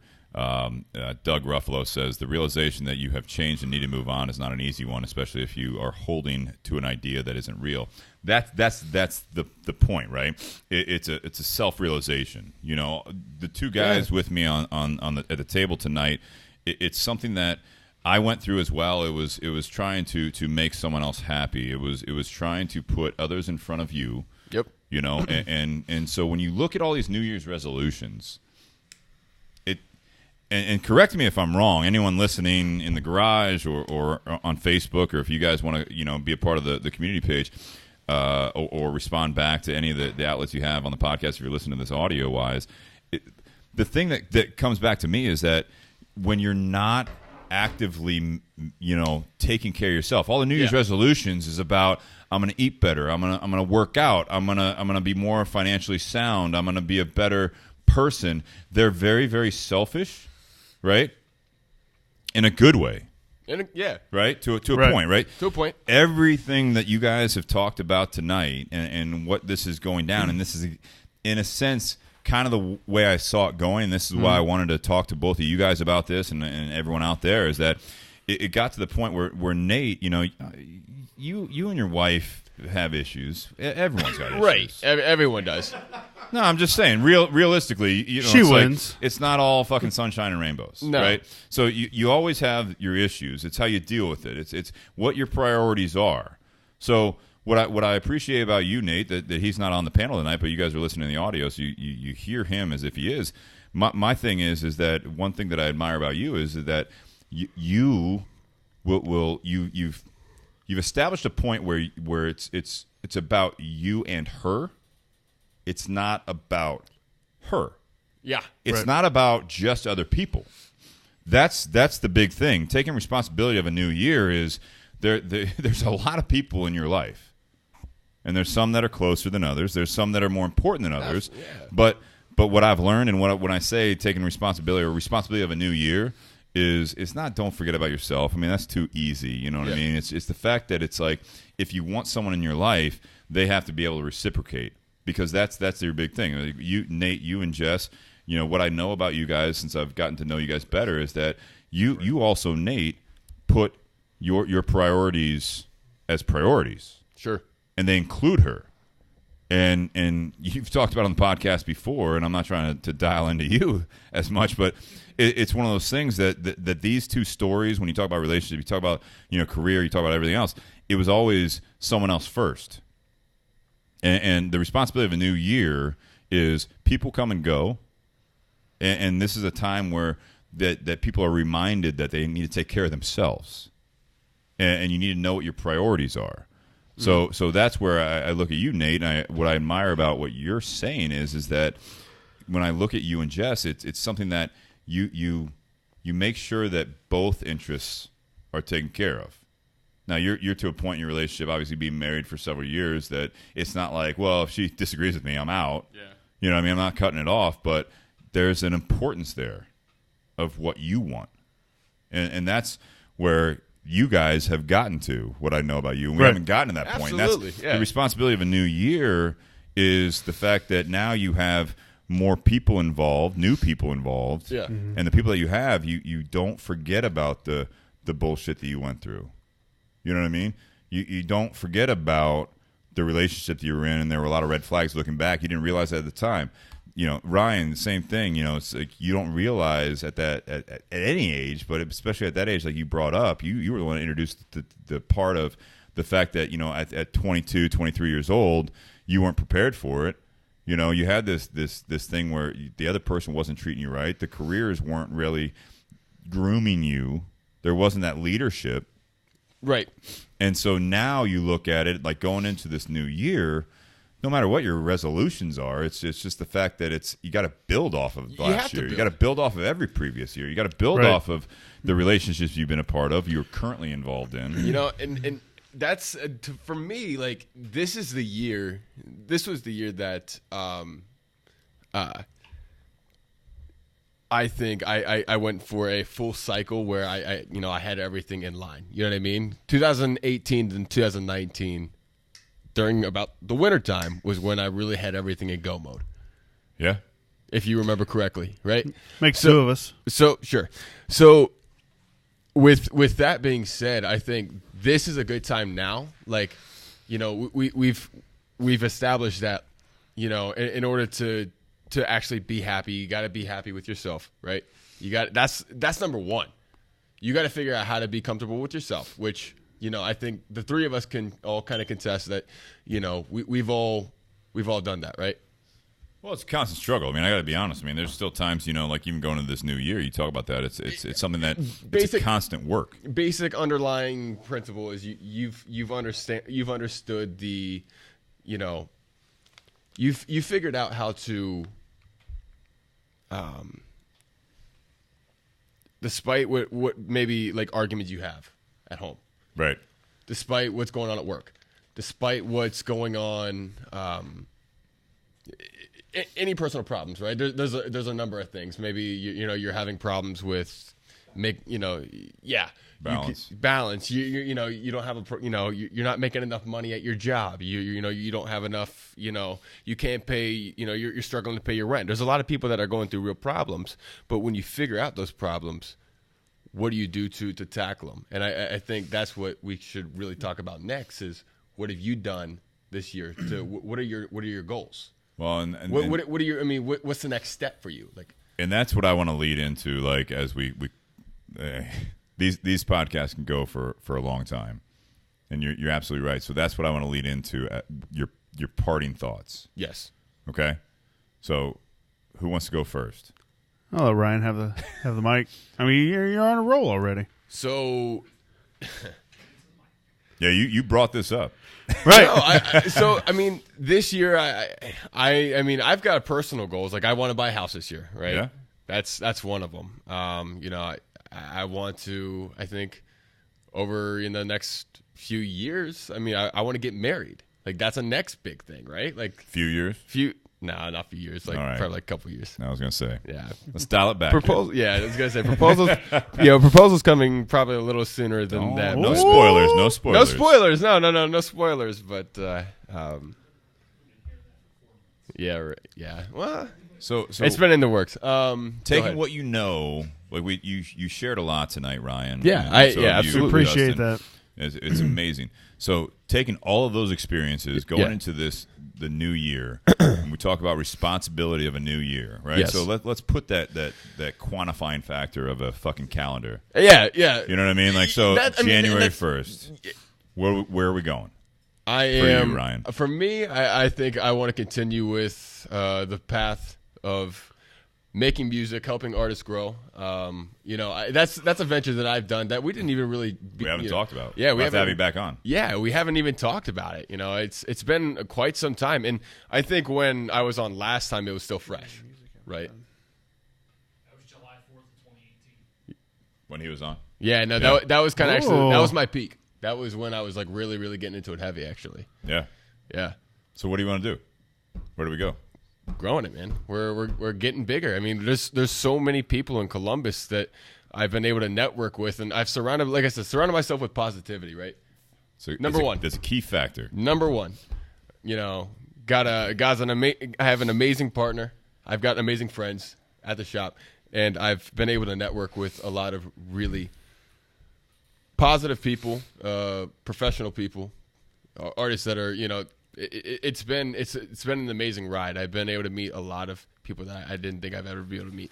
So, my goal is to get more than just one artist signed this year. Okay. That's personal goal. I think with as good as Columbus has been, and you know, we've got an artist. His name is. Most people won't know it, but for those who do, his name is EKT40. He's being signed to. I can't speak on it. I think it was released today. Okay. That he was signed to either Dream Chasers. I think Stay that's tuned, right? Stay tuned. I can't really speak on it, but that's been the rumor that he's been signed with a Rock Nation label. So we've got people from Columbus that are being recognized. You know, we've got SEFMG, which is a lot of the artists that I work with, and a lot of producers, and a lot of the engineers. They're all with SEFMG, and they're all great guys. Very, you know, they do probably the most for all of the, I'd say, the hip hop community. For those who don't know, here in Ohio, and you're in a producer role. Correct? Yes. Okay. Yeah, and so my role is I book the studio sessions. I oversee all the the activity going on at the studio. So you're a logistics guy. You're a logistics guy. I'm overseeing anything that's going on. So executively producing is how they kind of Let me ask you this, for this part of it, and based on the conversation leading up to this point. I'll make a point for those of you guys that aren't watching. You're listening to the audio side of it. Is that when Ryan shared what he shared tonight, you drank a little bit, not much. You smoke weed. Yes. Okay. Any of the other past? Not like grilling. You're not on the stand here. Right. I mean, as far as any other substance abuse, anything that surrounding yourself with toxic people, toxic things. Yeah. Where are we at right now going into the new year? Because if you're watching on the video, you might notice that he's now drinking apple juice. His whole idea going on this podcast, he's like, I want to be able to drive home. I don't want to just keep drinking. Nope. Right? Which Correct. I admire. Yeah. He didn't even finish his glass, which I don't admire. You better cheers that and I'll least cheers take a it. sip out of it. I will. But he's not even like pouring. He's like, I'm going to pour apple juice into the glass, so it looks like I'm drinking. But now he's just drinking out of the bottle. I gave up on it. The apple juice bottle, not the whiskey bottle. But Where are you at? With apple juice? No, I know where you're at with apple juice. All right, You okay. have. No, I Going am into this year, I'm where are you at? This is pretty exciting because I don't know if anybody in my close circle knows this or I don't know who knows this information, but I'm 2.5 years sober, something like that. Sober when it comes to anything other than a little bit of booze and weed, but sober Correct. is different for a lot of people. Yeah, so sober sober when it comes to the situation you talked about. Yeah, earlier. no other drugs. Right? There you go. No other drugs. Completely. I had to go through rehab, but it was something that I did. I took care of, got it out of the way, no problem. You know what I mean? People go through tough situations, right? It was tougher than he says, but looking back at it, I get where you're coming from. Right. So yeah, it's a struggle. It's a struggle. Reach out to him. I will say this. I'm going to offer you up. Anyone that's listening to the podcast, reach out to Ryan if you have any questions off the record. As far as this goes. Yeah. If you're struggling with anything with that, he's a great resource to talk to. Please. Because when it's private, he's gonna talk to you straight. Absolutely. Yeah, I think that's what I got from the community, right? I got shot straight. There's no bullshit. You know what I mean? It's your real friends won't bullshit you. They won't let you fail. They're not gonna let you fail. If they're your real friends, as much shit as I give you, you know what I mean? Nate. Yeah, Nate. Off camera. I've got a nickname that I won't share on. But keep some things private. Keep some things private. If you know, you know. Exactly. But honestly, that it's if you truly love somebody, if you truly are genuine friends, you're gonna do whatever it takes to not let them fail. That's right. And that's what we've been for 2.5 years. As far as the sobrieties, I love it. And so that's already taken care of. That's what's that? Yeah, you don't downplay that. I don't want you to downgrade it. Yeah, no, I'm not downgrading it, but that part's pretty. It's pretty cool. I'm not gonna lie, it's pretty cool. Now it's figured out. Now, I dove so hard into this music business 2 years ago, or a year and a half ago. Right? When I figured out what made me happy, right? This was a passion of mine at first. It started off as a passion. So finding a passion is a big part of this. Big part of it. Okay. That's what made me, finding someone that made me happy and finding something that made me happy. Absolutely. Something that I can do that not only made me money, but it was something that was positive. It was something that I could just do and I can not think of anything else. That's what I did. I capitalized my passion to make money. So that's it. That's it. I mean, that's really all it was. I met a lot of really talented artists. I met someone in Chicago. His name's Sammy Farrell. For those who don't know, go check out his music. He's really, really good. It's not rap music, right? It's like more of like good. Yeah, it's kind of like R&B. The kid's from Chicago, and he's really talented. So if you haven't heard of him, definitely check him out. Started off with an idea.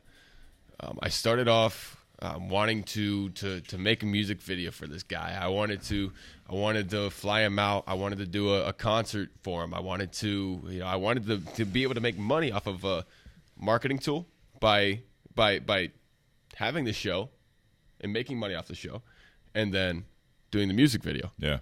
Right? That was just my basic idea. And I started off with a good chunk of change.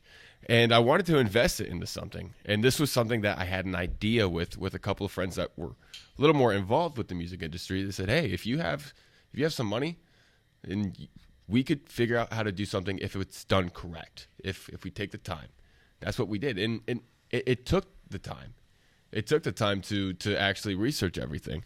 So give me your top 2 things going into this year, 2020.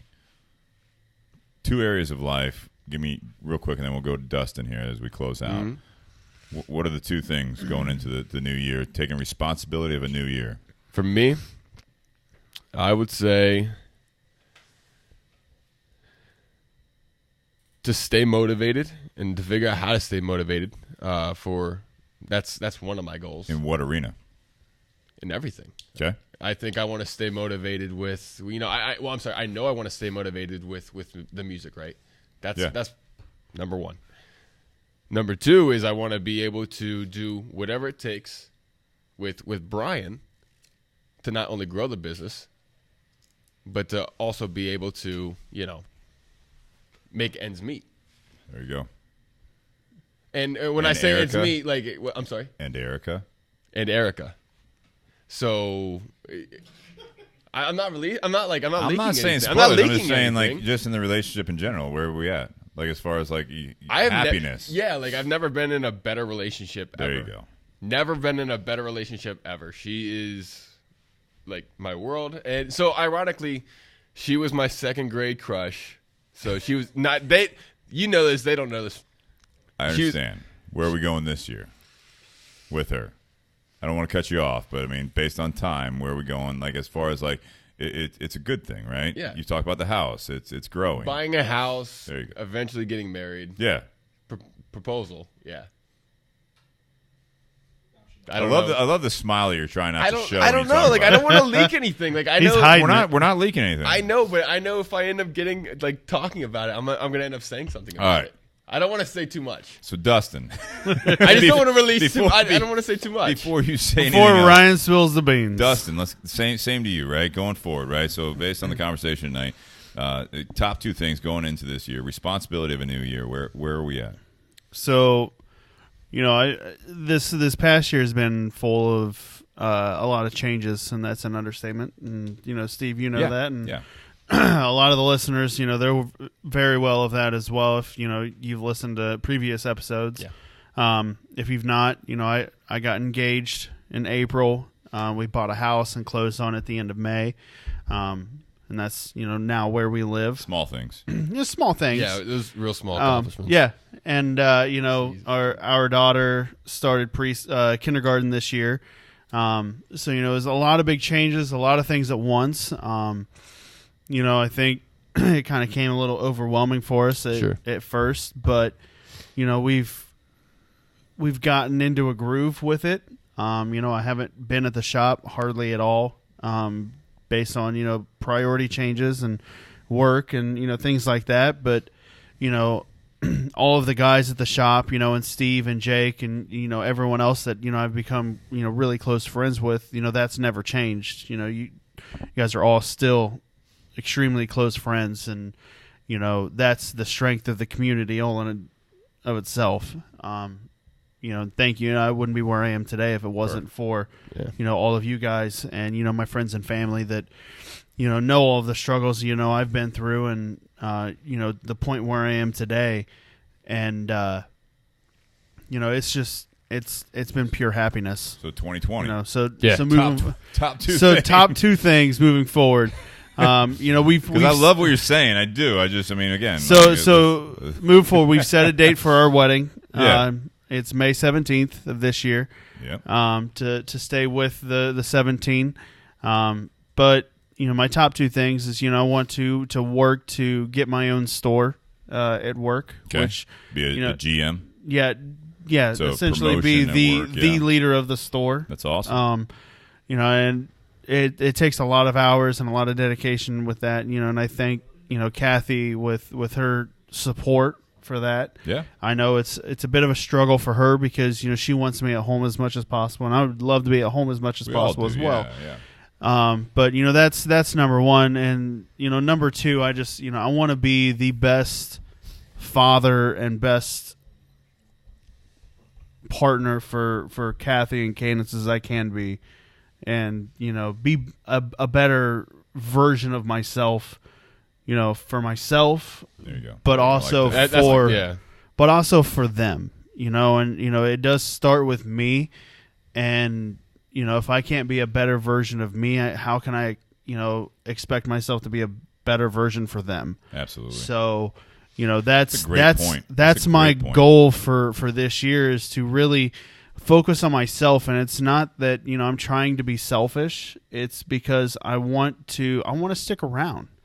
I want to be around for Cadence, you know, long term. I want to see her graduate. I want to see her get married. I want to see her have kids. I want to see her kids have kids. You know, I want to be around for all of that. And, you know, I want to be able to provide for them to where they don't have to worry about anything. Not that they do, but, you know, that's just my goal, is to provide them the best life possible. So, and that's not Very just this admirable. year, It's but powerful, yeah. but it's, you know, every year moving forward. That's just a constant goal of mine. And so, you know, those are, you know, more than two, but No, that's my biggest thing. Career and family. There you go. Yeah, Right. that's big. You know, and, you know, I don't want to lose focus of those people that I hold close and admire and look up to, you know, my life, you know, being, you know, Steve and Jake and Nate and, you know, you, Ryan, and, you know, everyone else who's a part of the community. You know, you all hold a huge part of my life and part of my heart. So, you know, the whole Bourbon and BS community as well, you know, it's growing, and I don't want to see that ever stop. What are we? I mean, I don't mean to cut you off. What are we at? As far as Bourbon BS community page I said, over 600 people Yeah, over in 600. 2 months. in 2 months. 2 months. So Right. yeah, Let's. we're hoping. I think if so, I want to do a challenge real quick. Go Not to cut you off. If we can get everybody in the community that sees us to share it. You know, I know we touched on a lot of topics tonight, and you know, it's a great episode overall, because you know it's. But let's get everybody to share it. Let's get everybody to share. Get more people and if not, involved. get more people involved. But if not share this episode, share an episode. Share an episode that you know you like to listen You to, enjoy that it. maybe you go back and you know you enjoy listening to. Share one episode and see if you can share it to one of your groups. To share it to your regular. Again, I'm not going to say Facebook. Like, what do you Well, do? Like, just do your normal YouTube, page. even, you know, it's on YouTube. Yeah, just So- share it to something. But YouTube. even then, the community page, you know, it's not about, you know, if you don't smoke cigars, that's fine. If you don't drink whiskey, that's fine. Okay, so let's get You know- everybody to forward one video. There you go. Forward Share a a video. video. Yeah, let's see if we can get, like, Invite 600 a people to do it. friend to the community page. Yeah, let's see if we can get it up to like 1,200. My mom doesn't drink bourbon or smoke cigars, and she's on the page. Kathy's on the community page. That's cool. All right, so Nate, are you? thank you. I love. I want to, before I say, you know, thank you guys both for sharing, because you guys Appreciate both came out of your comfort zone tonight, and Oh, I yeah, appreciate absolutely. that. Yeah. Definitely did. Hope you guys don't lose sleep over it, but I appreciate I might. a lot of this, and so I'll thank the sponsors here as we go into the closing moments of this podcast. Tinderbox at Easton, the Gurkha Nicaragua series, part 1. If you listen to episode 100.1, you'll hear our review on the Gurkha Nicaragua series and also the new Riff Single Barrel. Tinderbox at Easton for the Nicaragua series, and also Altadis. I'm smoking the Trinidad Espiritu, which I love this cigar. Love it. Fantastic. AJ Fernandez makes it, and also BS Cigar Company. The Patreon page, patreon.com/Bourbon and BS Podcast. If you guys want to contribute to Ryan's point, share it. If you guys want to throw a little bit, like a couple bucks a month, help us out, make this self-sustained, keep the community growing. How does that Patreon work exactly? Because literally, you just plug in your information. You can do a direct withdrawal for $5, $10, $20, whatever it is. Again, we're going to be doing more tiers where it'll be more structured. Right now, you can put anything you want into it. Our highest monthly donor is $25 a month, which is huge. Wow. It helps us with It's the monstrous. whiskey. It helps us, So thank you again, for that. like. It helps us with things like when the production equipment fails, like the mixer board failed that we had donated to us. So, it's one of those things that's $200-some, and those are the things that help this happen. Yeah, absolutely. It's fantastic. So share it and grow the community. Going into the new year, responsibility of a new year for me is something that I had you guys on, like I've said before, for a reason. Yeah. I know some of your stories. Sure. And when people talk about it, when social media, the age we're in, it's interesting to me. It's always the same shit. It's always, again, new year, new me. Now the new thing is like in bullshit, November and December, it's like don't wait for the new year. It's all just fucking do it. Yeah, it's bullshit. Just fucking I agree. Just do it. Sometimes people need those Nike. calendar moments to have a reset. And this is your opportunity to do it. So the responsibility of a new year is that we're all need to feel gracious. We need to feel thankful that we have another year, another day. And to me, the things that I've learned from the past in my career and my relationships, there's a lot of highs. There's so many highs. And the things that I myself focus on a lot of times when it's just me is the negatives. And those used to be quicksand for me. And I know a lot of people, you guys are two of them, that quicksand is something that some people can't get out of. And I'll say my goals, my top two for 2020 is continue to grow. Myself, I've used this outlet going forward. I want to continue to use this outlet for the same reason, is to build a community, because I know there's a lot of people that you have those hobbies that link you to other people. And that's the bourbon, the cigars, and all that stuff. But it's about more than that. So I want to continue growing myself through all of you, through everyone in this garage, everyone that's listening, everyone's part of the community page. That's a big goal for me. The second would be to continue on what I've been doing. Is kind of like the same. Yeah, I mean, at this point in my life, though, like we didn't really talk about like health or anything else. Is Dustin, you touched on you want to be around. My goal for 2020 is as in October I'll turn 40. Is I want to be the smartest, healthiest version of myself in this next year. That's me taking care of me. That's me talking about like what we talked about, is that the only way that my family, my friends, the only way that I can actually really appreciate this next year is to be the best version of myself, and it starts with health. Mm-hmm. That leads to happiness, and that is infectious. And I want to surround myself. I agree. Not only like I said, it's not just about eating right and being healthy. No. It's a good point. You brought it up, Ryan. Actually, is surrounding yourself with good people.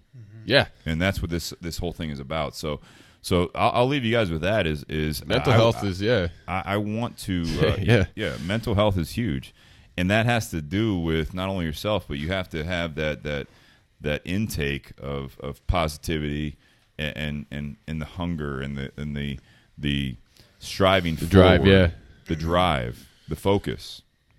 It's to get to that point where you're every day you don't get lazy.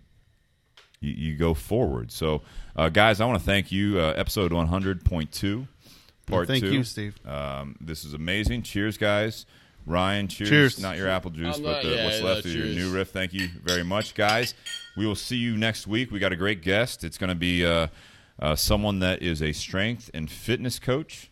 So, not you, Bobby. As we go into this conversation about taking care of yourself, I'm looking forward to it because we had a lot of great guests recently, and I'm looking forward to this guest.